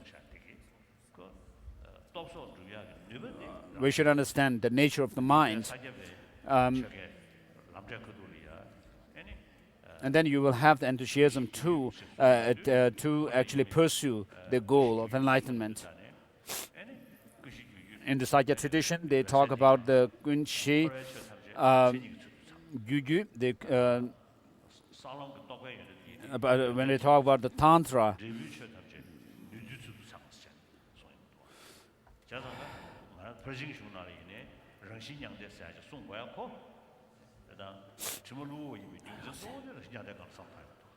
So whether the defilements are merely temporarily in our mind or not, we should think about the natural and nirvana, which is the emptiness of the mind. So if you understand that emptiness of the mind, which is also called natural nirvana, then you will see that the defilements are something which can be uprooted. And the mind has this very nature of being able to cognize and being aware of everything as they are. There is this potential. And so we have all these. So once these defilements which impede us to see everything as they are, then we can actually see things as they are. So here the Changchup enlightenment here refers to the enlightenment of the Mahayana in the Mahayana context, which is to say Buddhahood. So what this text actually shows is the path to overcome the defilements that are within our mind stream by using the mind and developing the path and overcoming the defilements which are on our mind. Homage to the youthful Manjushri, Bodhisattva Manjushri, to verse number 1, verse number 2, verse number 3, 4, verse number 5. So we'll stop here for the time being. I'm not saying I'm stopping the teaching here, concluding for the morning session.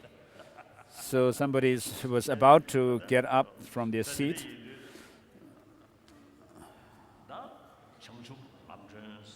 So regarding the lamp for the path of enlightenment, there are many commentaries to this text by the great past old Kadamba tradition masters, and also in the three visions of the Sakya teachings, they also lead the disciples in a similar way as it is taught in the lamp for the path of enlightenment.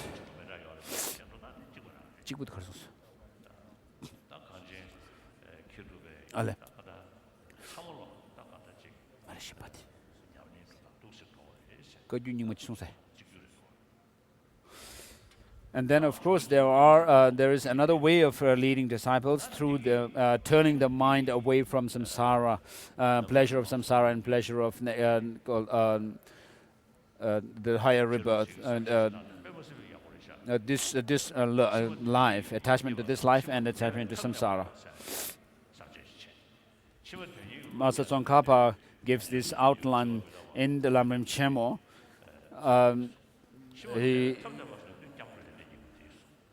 He gives the teaching on the higher rebirth and how the means to lead to leading to the higher rebirth, and how to aspire to attain higher rebirth, and the means to leading to that goal.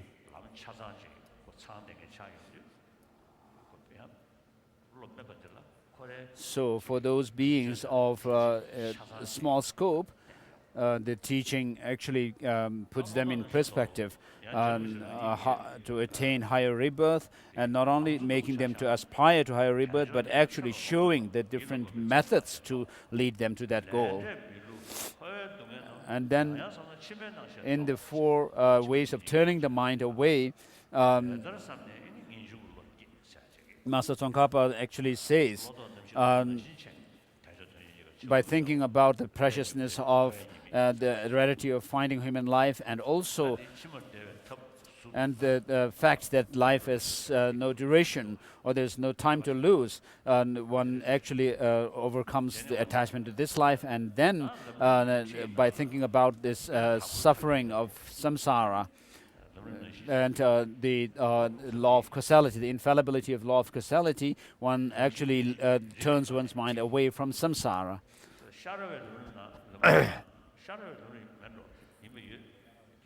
And so in Master Tsongkhapa's Lamrim, the disciples actually led through the teaching on, beginning with the teaching on reliance on a guru, and then in Master Sharawa's Lamrim teaching, it is said that the disciples are led through the teaching, beginning with the Buddha nature.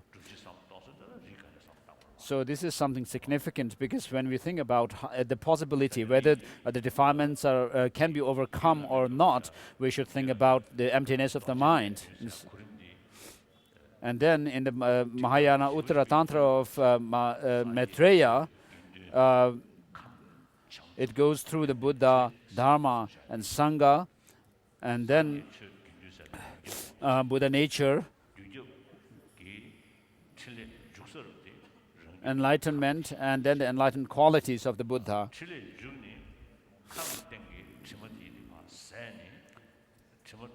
And so we actually receive the inspiration or the blessings of the Buddha because on the basis of the Buddha nature that is within ourselves, and by And we go through the transformation of our mind and lead ourselves to Buddhahood, and then we serve other sentient beings through the enlightened activities. And so the Buddha, Dharma, and Sangha in the Mahayana Uttara Tantra refers to the causal Buddha, Dharma, and Sangha. The Buddha who is the teacher, the Dharma who the actual refuge, and then this, the teachings, and then the Sangha, whom we depend on as the assistants on our path. So let us go through the Lamrim Chemo, the great treatise on the treatise of the path to enlightenment. This text that I have of Lamrim Chemo, I was given this by one monk from Tsang region of Tibet. I can still remember his face. And when he gave me, it was bound with two wooden covers on the two sides, on top and at the bottom. And he had actually wrapped it in cloth and then tied it. So when I escaped Tibet, I was actually bring this one with me, nothing else but this one. And so I wanted to just say this.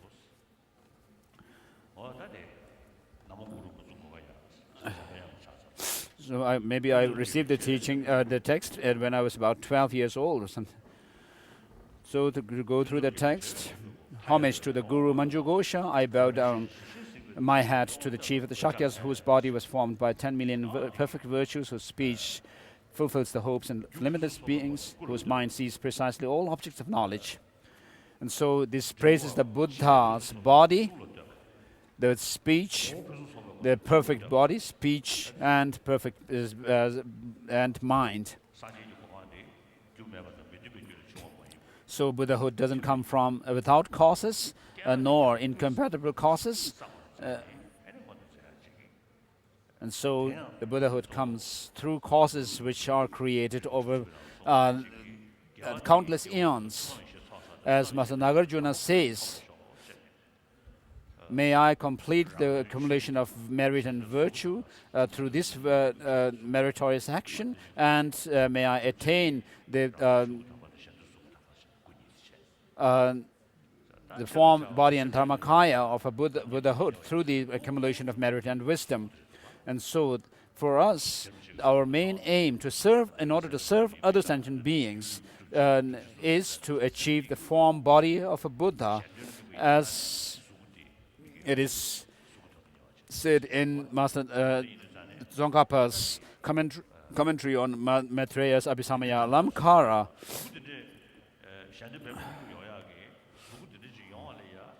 So in order to gain such a perfect body of a Buddha, it cannot be attained without overcoming all the defilements that are in our mind. Because unless we are able to attain the three secrets of body, speech, and mind of a Buddha, which are also called the wheel of the inexhaustible wheel of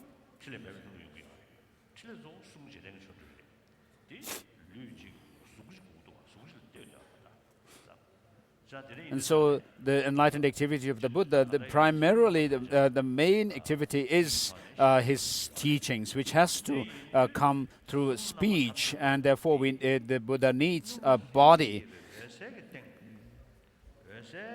So on the basis of the luminous mind, which turns into the omniscient mind of a Buddha,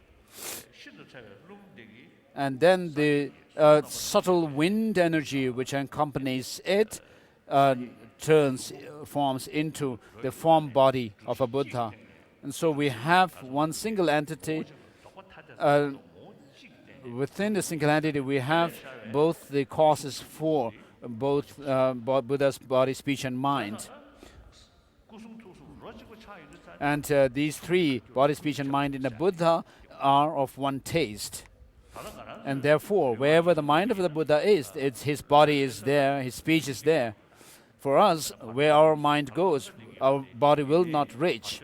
Perhaps in a Bardo state, when a Bardo being thinks about something, the body which is also there, but it doesn't actually know everything as they are. It doesn't have that omniscience. Now, in order for which, for this omniscience, we need to overcome all the cognitive obscurations, obscuration to knowledge completely. Now, in order for the form body, in order to attain the form body of a Buddha, it cannot come about without attaining the Dhammakaya.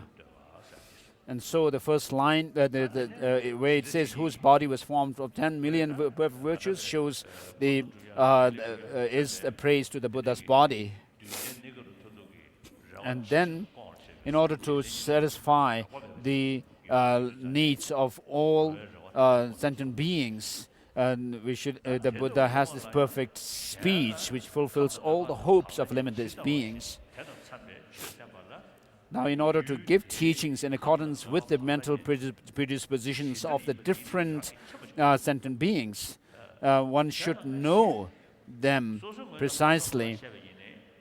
Even though you may be very sincere in giving some teaching, it depends on the sentient beings themselves, whether it helps or not. For example, if you give teaching on emptiness to someone who is not receptive to it, then it can, rather than helping, it can cause them to have wrong views or misconceptions, distorted thoughts and conceptions. And therefore, it's important to know what is needed for the different types of sentient beings. And so the teachings should be given according to the capacity of the different disciples. Disciples with small capacity, medium capacity, and the vast or great capacity. And therefore, the fourth line says, whose mind sees precisely all objects of knowledge, refers to when the Buddha has to perform the enlightened activities of sentient beings, to help sentient beings. The Buddhas have to know the needs, the predispositions or mental predispositions of the sentient beings, beginning with the teaching that leads them to avoid the non-virtuous actions up to the ultimate goal of omniscient state, which is brought about by the ultimate realization within the trainee level, the actual clear light, attaining the actual clear light. Next verse, homage to Manjushri, Manjukosha. I bow down to Ajita Maitreya and to Manjukosha, who are the who passed down the extensive and profound lineages. Next verse, homage to Nagarjuna and Asanga, who now the Buddha gave the first sermon on the four truths of the noble beings, and that gives the structure of the teaching of the Buddha. And then he also gave teachings on the perfection of wisdom, the second turning of the wheel Dharma, and also so in this perfection of wisdom teachings, it's actually explicates, emphasizing on the teaching of the truth of the cessation. As I said earlier, referring to the Heart Sutra, what is not clearly presented or taught in the first sermon, the second turning of the wheel of Dharma, the perfect wisdom, makes it very clear. And also the path leading to the purification of negativities are laid down very clearly.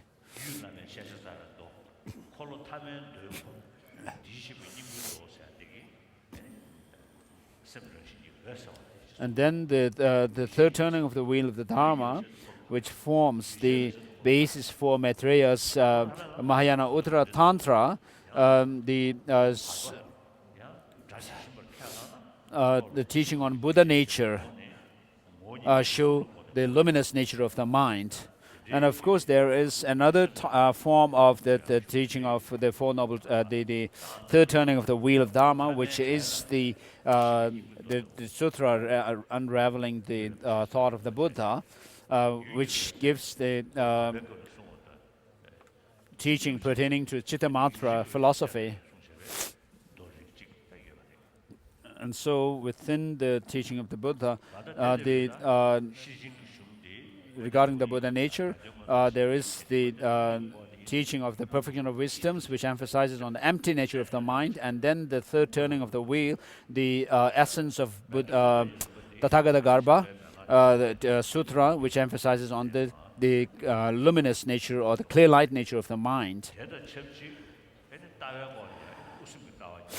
And then, based on the teachings of the perfection of wisdom and the third turning of the wheel, Master Asanga and Nagarjuna actually explicated the teachings of the Buddha and started the Madhyamaka and Chittamatra traditions. The extensive path and the profound path.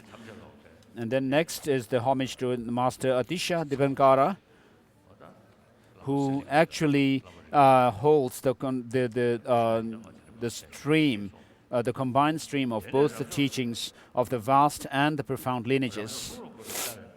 And next, I bow with respect to the teachers who, with deeds of skill in means moved by loving concern, illuminate for the fortunate the gateway leading to liberation, the eye for viewing all the limitless scriptures.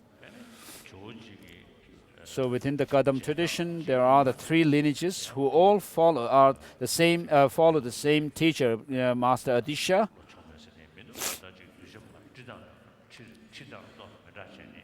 So in terms of their way of leading the disciples, there are the Kadam lineage of the scriptures, based on the teaching of Jatakamala and the Udana Varga,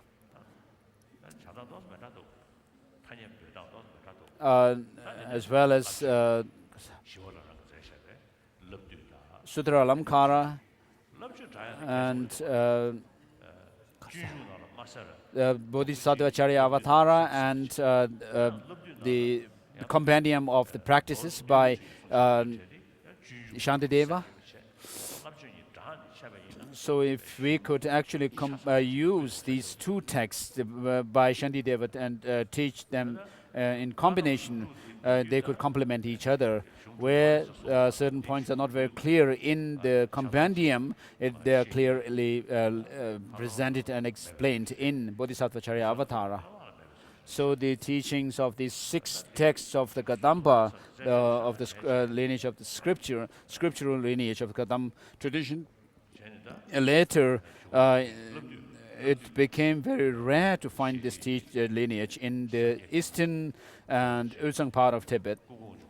In the central part of Tibet, but I received the teaching from Sakya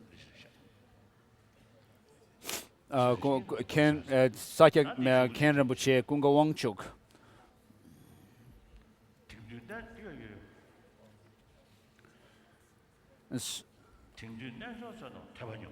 Nowadays, those making effort at yoga have studied few of the classic texts, while those who have studied much are not skilled in the key points of practice. They tend to view the scriptures through the eyes of partisanship. So we have to think about this. Over 600 years ago, when Master Tsongkhapa wrote this Lamrim Chemo, the situation was like that, and even today we have the same kind of situation.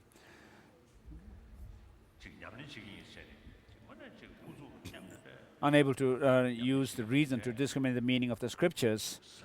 So people think of doing practice of the Dharma, but have no understanding of the entire teaching, the holistic understanding of the teaching.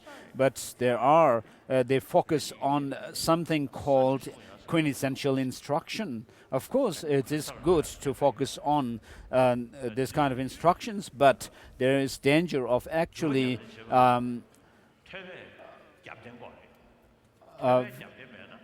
not being able to practice sufficiently, falling into the wrong kind of paths. So when you do practice of the Dharma, it's not enough to only be able to put effort to work hard, but you have to understand the Dharma well. And then, with reference to the line, while those who have studied much are not skilled in the key points of practice, of course, we have these great monastic institutions where there's great deal of learning going on, but many times what happens is the studies that they do, the monks and nuns do, actually are used as a tool to turn one's mind externally. They become more extroverted, externally focused, and not to tame their mind. As the first Dalai Lama has said,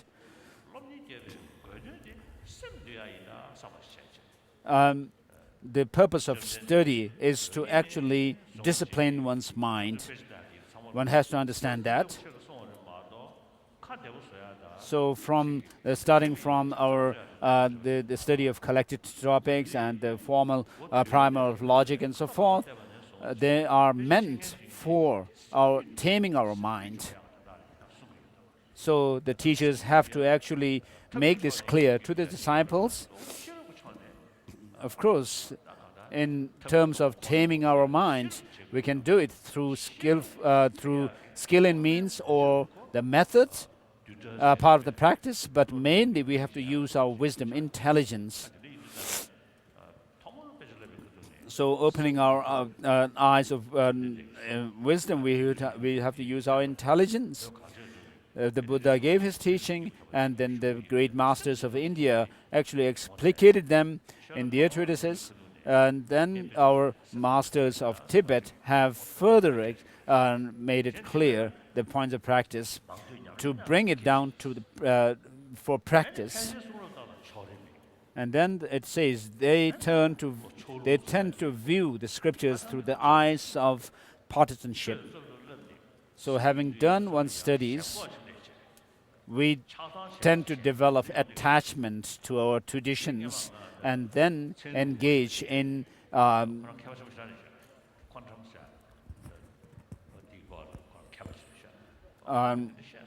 partisanship. So I met one scientist, quantum physicist. When I met him, he gave his talk on quantum physics, and he told me he was a quantum physicist. That is his field of research, but he should not have attachment to this field of research, because he said it's not good. So this is true. So what he said was actually is true. So I usually tell people that I always tell them that as a Buddhist, if I am attached to my own tradition, as Aryadeva says, with a biased mind, you cannot attain peace. You cannot realize peace. Even if you can, with a biased attitude, you cannot see the good things in others.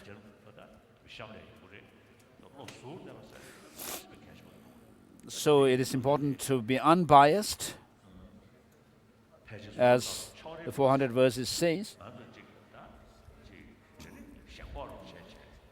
So tending to view the scriptures through the eyes of partisan makes us develop this attachment, and so this is not good.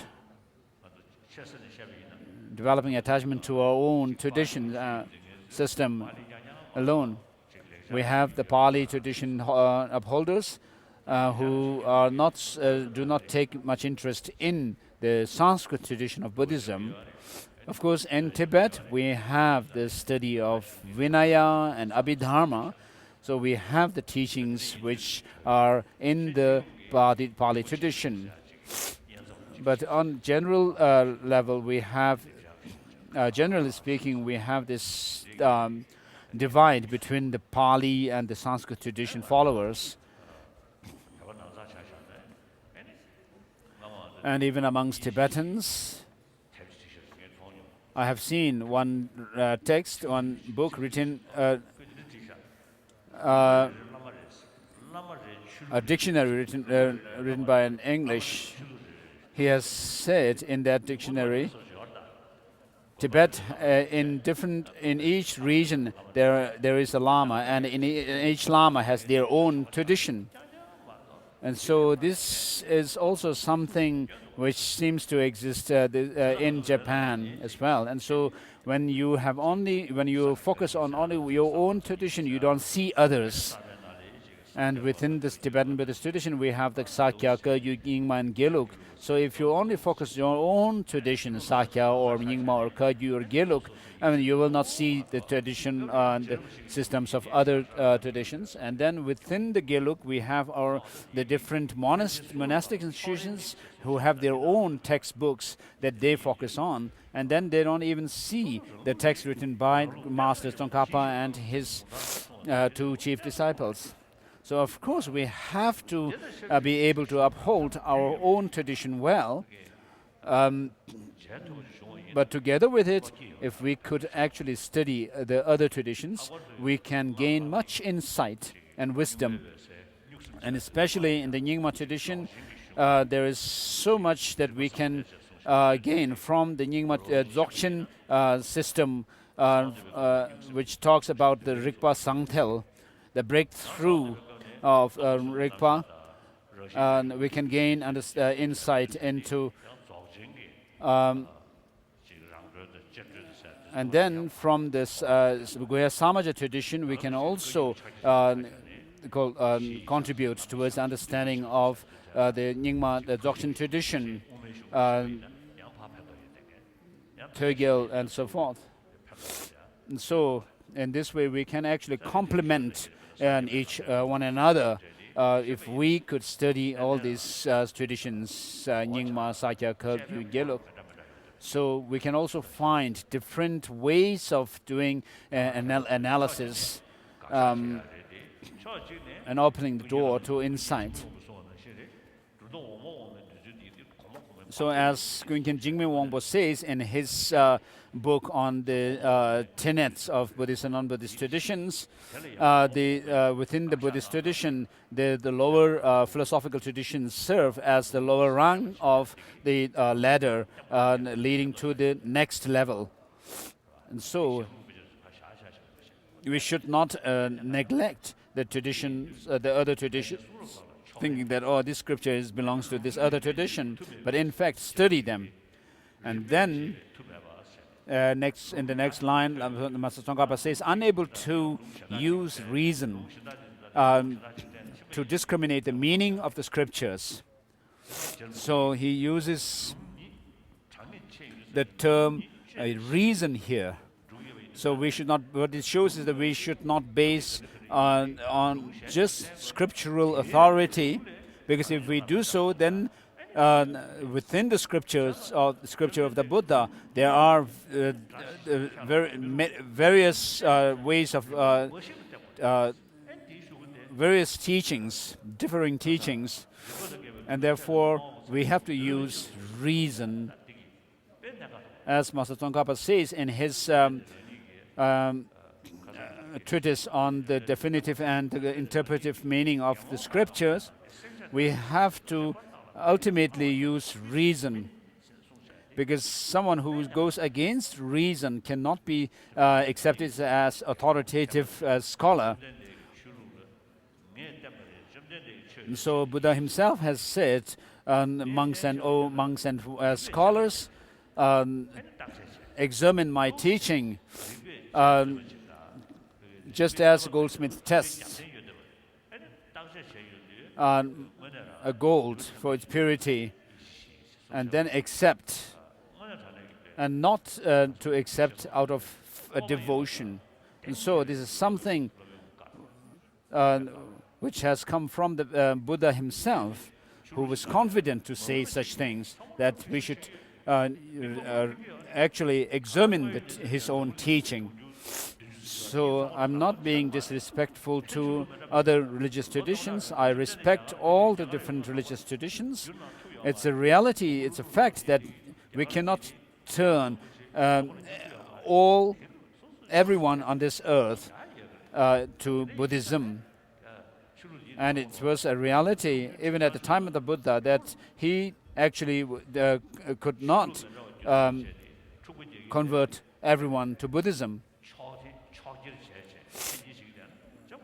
So there's no point in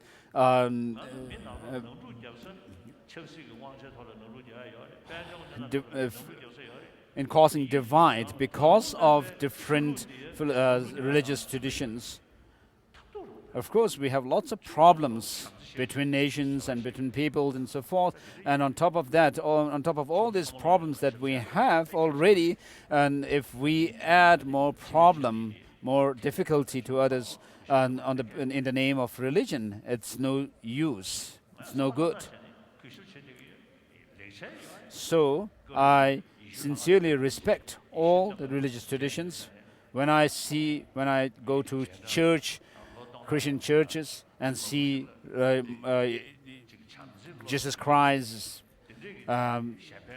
images, I reflect on his great deeds to help humanity, and I appreciate and admire him. And within the Buddhist tradition itself, between disciple and teacher,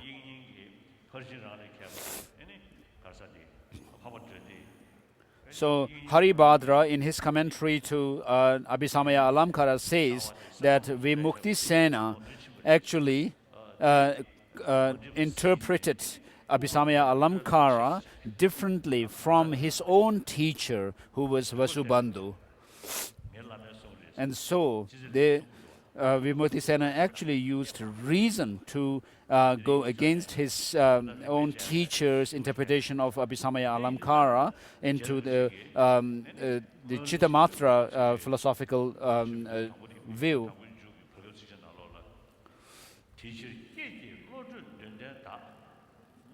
And so Master Tsongkhapa says, those who are intelligent and aspire, who have enthusiasm, in order not to be led astray by those antagonists who try to lead you astray from the teaching of the Buddha, you should actually use reason to support yourself, to see, make judgment whether certain teachings can be taken literally or not, or whether they should be interpreted otherwise, so that you kind of don't find any logical contradiction within the teaching of the Buddha, contradiction within the Buddha himself. And so, since we cannot go against reason, Master Tsongkhapa says in Ngogrim Chemo, the stages of the path, mantra path, cultivate this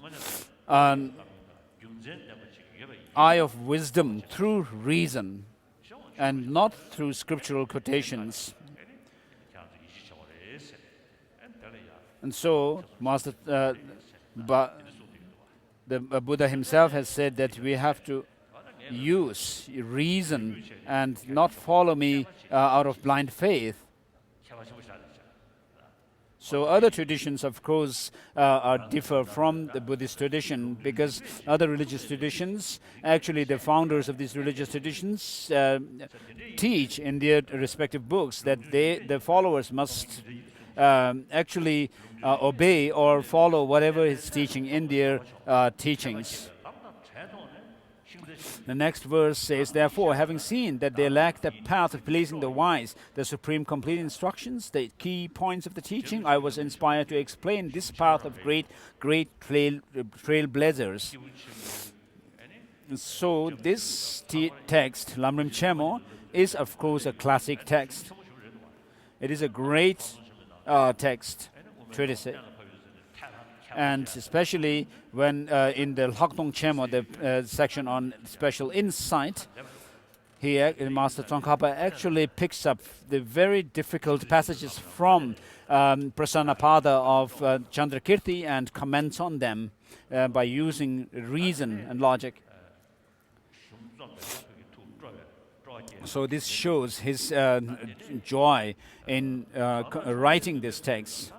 And next it says, which is to urge the fortunate beings, the receptive disciples, all those fortunate ones who are obscured by the darkness of partisanship, who have the mental capacity of to differentiate good and bad, and who wish to make meaningful this good life of leisure, should listen with one-pointed attention. So as said in 400 verses, one should be unbiased. So Tsongkhapa says, all those fortunate ones who are unobscured by the darkness of partisanship, so having no attachment to one's own tradition and systems. And of course, you should not accept everything that all the different traditions says out of faith, out of sincerity, but then you have to use logic and reasoning. And the first Dalai Lama says we have to feel the gratitude of all the sentient beings and have this pure vision of all the followers of different traditions of Buddhism.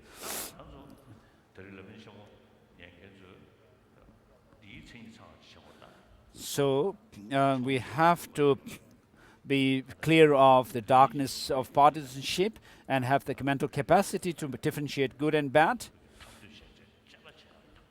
We have to be enthusiastic in analyzing and examining things through reason. And the purpose of that it has to be to discipline and tame our mind.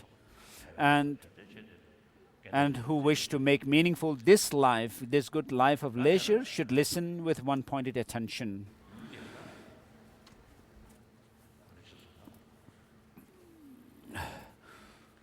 So those who have the text, please, I'm not going to read each and every one. I'll just refer to the paragraphs and page numbers. And then the outlines, the structural or topical outlines.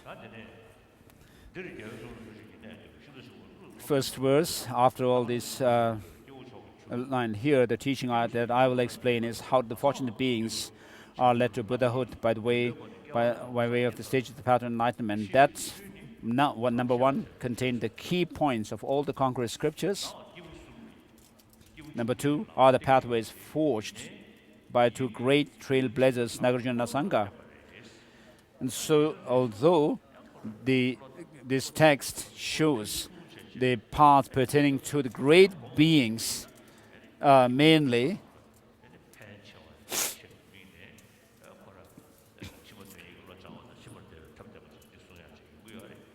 and it also gives teaching pertaining to the beings of the teachings pertaining to the beings of small and medium capacity as preliminary to the teachings pertaining to the beings of great capacity, which is to say the beings who are receptive to the Mahayana teaching. The scholars of glorious Nalanda are said to have explained the teaching by way of three purities: the purity of teachers, speech of the teacher, the purity of the mind of the disciple, and the purity of teaching that will be explained. And so here the purity of speech of master has to be such that the master himself must do analysis. So when the Kadamba masters gave teachings, they gave very extensive teachings, but at the end of the teaching, what it serves is to tame or subdue the mind of the disciples. And so the master must have used logic to make his speech pure. And then the next point, the purity of the disciple's mind. So since the teachings are meant for taming our mind, the disciple has to have that intention when they listen to the teachings. And then And then with the third point, which says the purity of the teaching that will be explained. In all the classical Indian texts, Indian texts, there is always the mention of the 4 points, such as the subject matter of the text, the immediate purpose, the ultimate or the lasting purpose, and then the connection between these 3 points. So first of all, we have to check what subject matter that certain texts deal with, and what purpose does it serve, the temporary purpose as well as the ultimate goal. Not only looking for the temporary purpose, but the ultimate purpose as well. So knowing the subject matter, and that in turn leading to a certain immediate goal, and then that in turn leading to the essential goal, and then thereby seeing that the third point relates to is connected to the second one, and that in turn is related to the first. Of course, this is how the beings with sharp faculty goes about when they deal with the practice of the Dharma. Of course, there are those who are of lesser faculty, or less who base mainly on faith. That's a different case. But the principal follower or the disciple of Buddha are those of sharp faculty.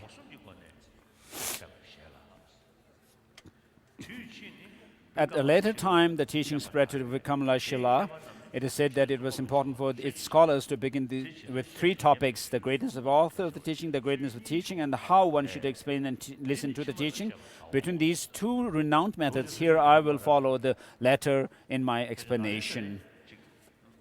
So Master Atisha Divankara Shrijana also seems to have studied at Nalanda University.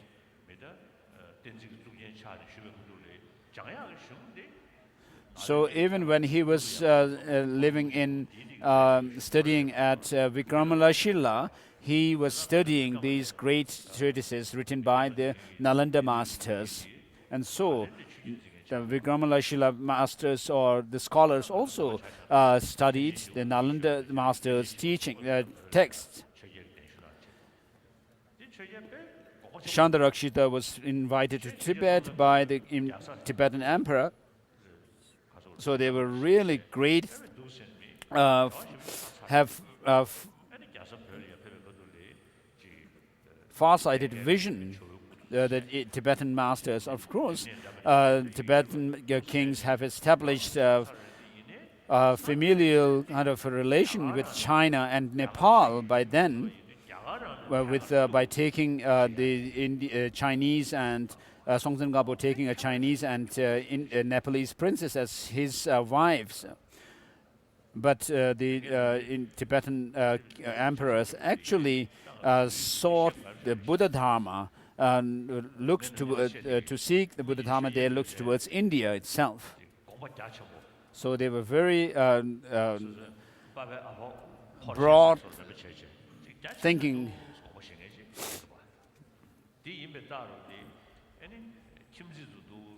So how you can see this is there's indication of the Tibetan emperors being very broad-minded,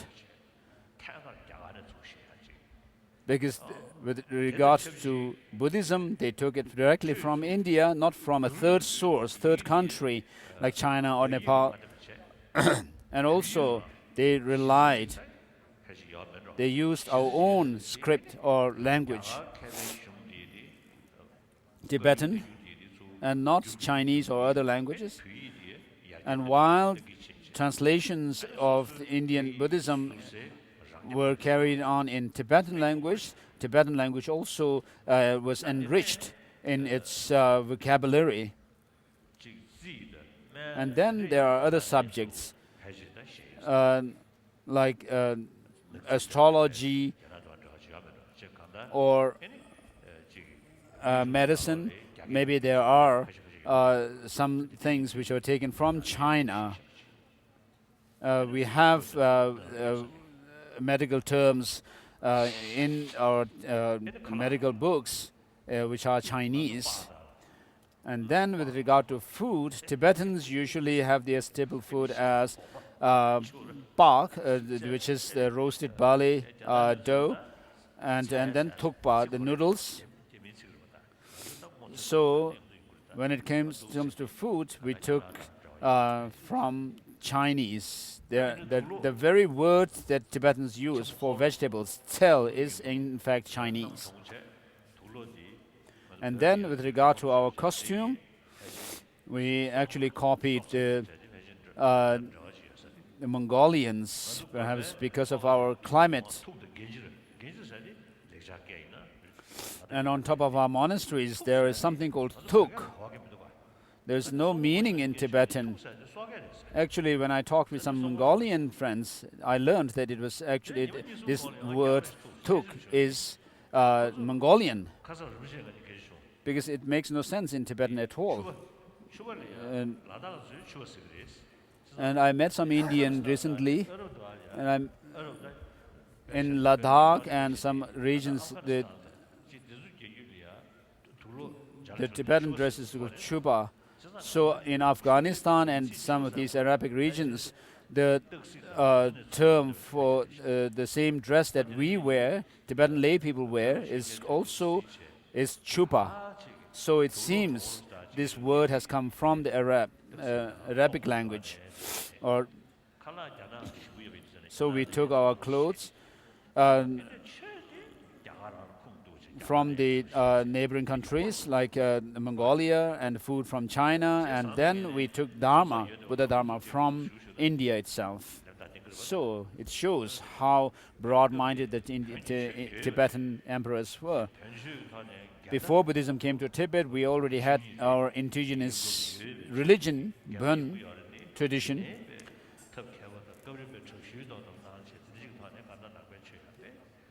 But through the skillful means, the Tibetan master emperors also took in other Buddhism and other subjects. And then later on, as Tuken Chögyam Nyima says, that Bön tradition has actually mixed some Buddhist elements, and Buddhists have mixed some Bön traditions elements in our practices. So in the Bön monastic institutions, the texts that we study, the classic texts written by Indian masters, are also studied by the Bön followers. So the Tibetan emperors were not narrow-minded at all, and were very intelligent and broad-minded. And therefore, through their examination and their analysis of their neighboring countries, they actually took on all these different important all these different traditions. But later on, we rather became more confined to our own tradition and Tibet. And of course, I have now devolved or left the political responsibility, so I have no responsibility on political issues. The explanation of the stages of the path to enlightenment has 4 parts, showing the greatness of the teaching in order to establish that it is noble origin, showing the greatness of the teaching in order to engender respect for the instructions, how to listen to and explain the teachings, and how to lead students with the actual instruction. So within the teachings of Lamrim, there are the explanatory transmissions, and then within the explanations, there is, or the guided instructions, there is the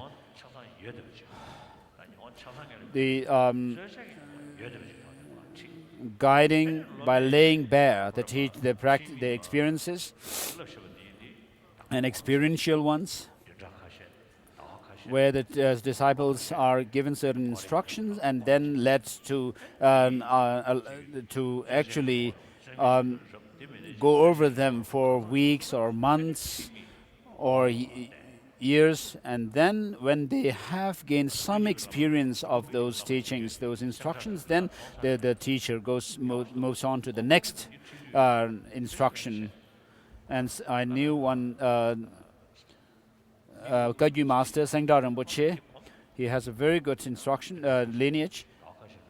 So he gives us the teacher gives he gave one instruction, and then let the disciples go over it for weeks or months, and then when they have some experience, he moves on to the other. And also in the Lamde tradition, in Sakya Lamde system of Sakya tradition, also they seem to have this. The teacher doesn't use any text, but gives explanations and instructions from his own experience, and then lets the disciples also go over them.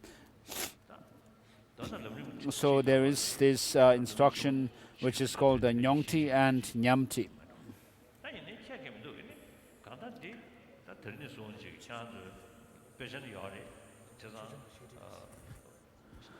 And so the great treatise of Lamrim and the middle length are come under the explanatory called guided explanation. And so, having listened to the teaching, each day you have to go over the meaning of these teachings, these two texts, and not just leave it after this introduction. So merely by listening to the teaching, you will not be able to come to conclusion of the points of practice.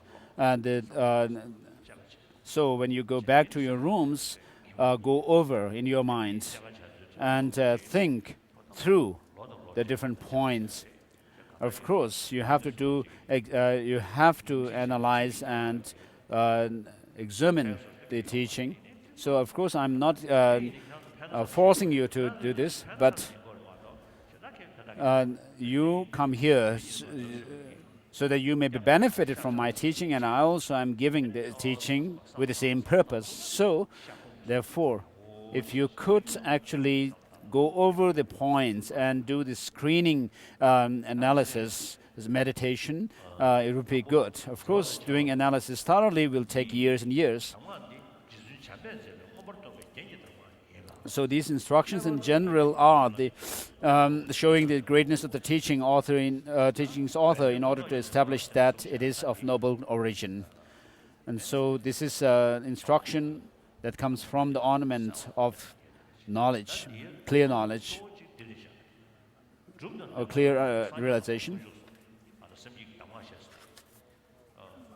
So the main point here that we could make is what is said in Abhisamaya Lankara itself, where it goes through the teaching on the instructions, the 10 instructions, beginning with the instruction on the Four Noble Truths, and then the two truths, and then Four Noble Truths, and then the 3 jewels. So first we have to understand the 2 truths. And on the basis of this understanding, we can go into the teaching of the Four Noble Truths. And so, when we gain insight first into the law of causality, the dependent origination in terms of law of causality, then you will be able to gain insight into the dependent origination in terms of how things are dependently designated. And then when you actually understand the designation, dependent in terms of designation, then you will also understand the law of causality better and more in-depth. And that's how you can understand emptiness as giving rise to the different causality, and causality actually giving rise to emptiness, insight into emptiness. So in the Hakdong Chemo, the insight section, Master Tsongkhapa goes through a certain passage on that is found in Prasanapada of the. And then for truths, he goes through the Prasanapada, which comments, which is part of, which is commenting on the 26th chapter of Madhyamaka, Madhyamaka Karika of Nagarjuna. So, Tsongkhapa, based on that, understanding the true truths, you lead understanding into the understanding of the four truths. And then you see the possibility of the results, the ultimate goal of enlightenment. And then when you understand that, when you see that possibility, we will have the aspiration to reach that goal. And in order to reach that goal, you will actually engage in the practices leading to that. And with the practices pertaining to turning your mind away from the pleasures of this life and turning your mind away from the pleasures of the next life.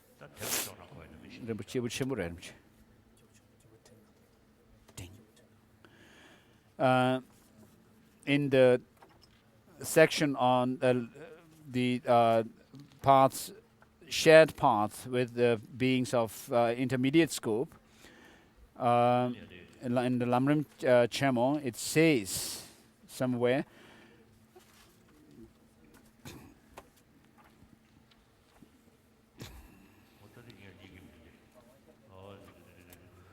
so this is trying to find that.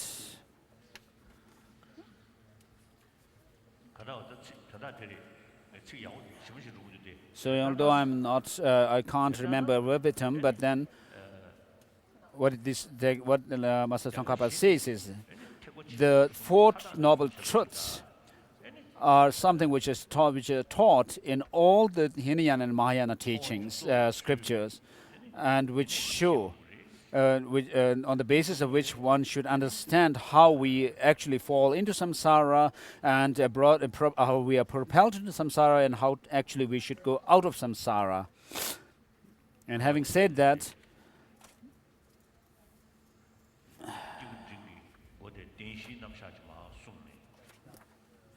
so first, Master Tsongkhapa goes through the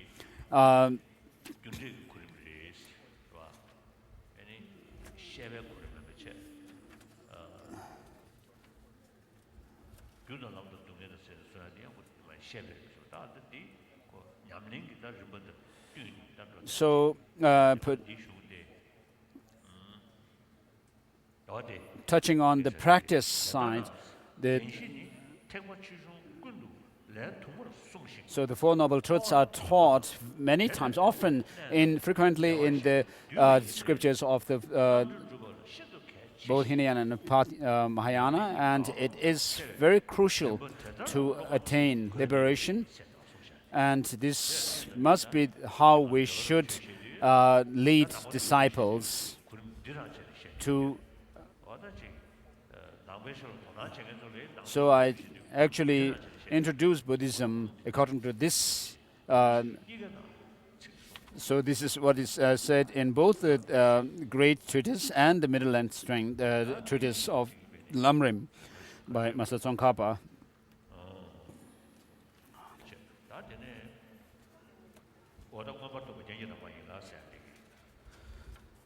So this was a reference to saying that this is.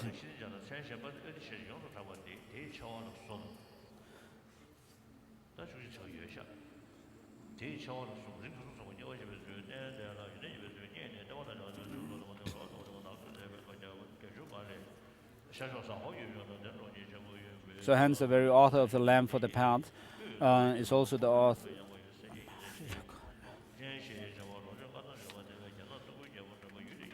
So the Lamp of the Path to Enlightenment, the author of the Lamp of the Path is the author of this work. The other name by which the great master Dipankara is widely renowned is the glorious Atisha. And then the verses under the title, the caption, how he took rebirth in an excellent lineage. And next, how upon page number 36 in the book how upon that basis he gained the good qualities, and how, knowing the many texts, he gained the good qualities of scriptural knowledge. Nakso's 80 verses of praise says, at the age of 21, he had mastered the 64 arts, all forms of crafts, the Sanskrit language, and all philosophy. As is stated here, by the time he was 21, he had become a full-fledged scholar after training in the topics of knowledge common to Buddhist and non-Buddhist, the four knowledges of grammar, logic, craft, and medicine. More specifically, the great Drolungpa said that at age 15, after hearing Dharmakirti's drop of reasoning, Naya Bindu Prakarana, one time Adisha debated with a famous scholar, a non-Buddhist logician, and defeated him, whereby his fame spread everywhere. The next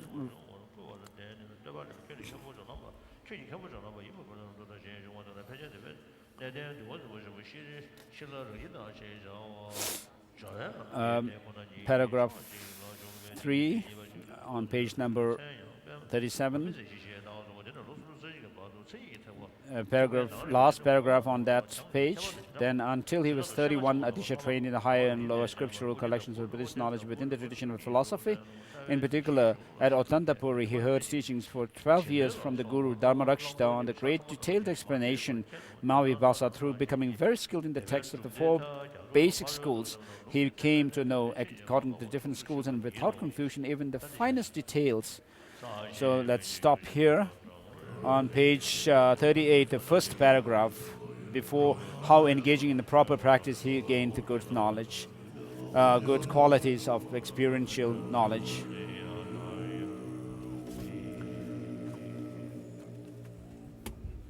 Dharan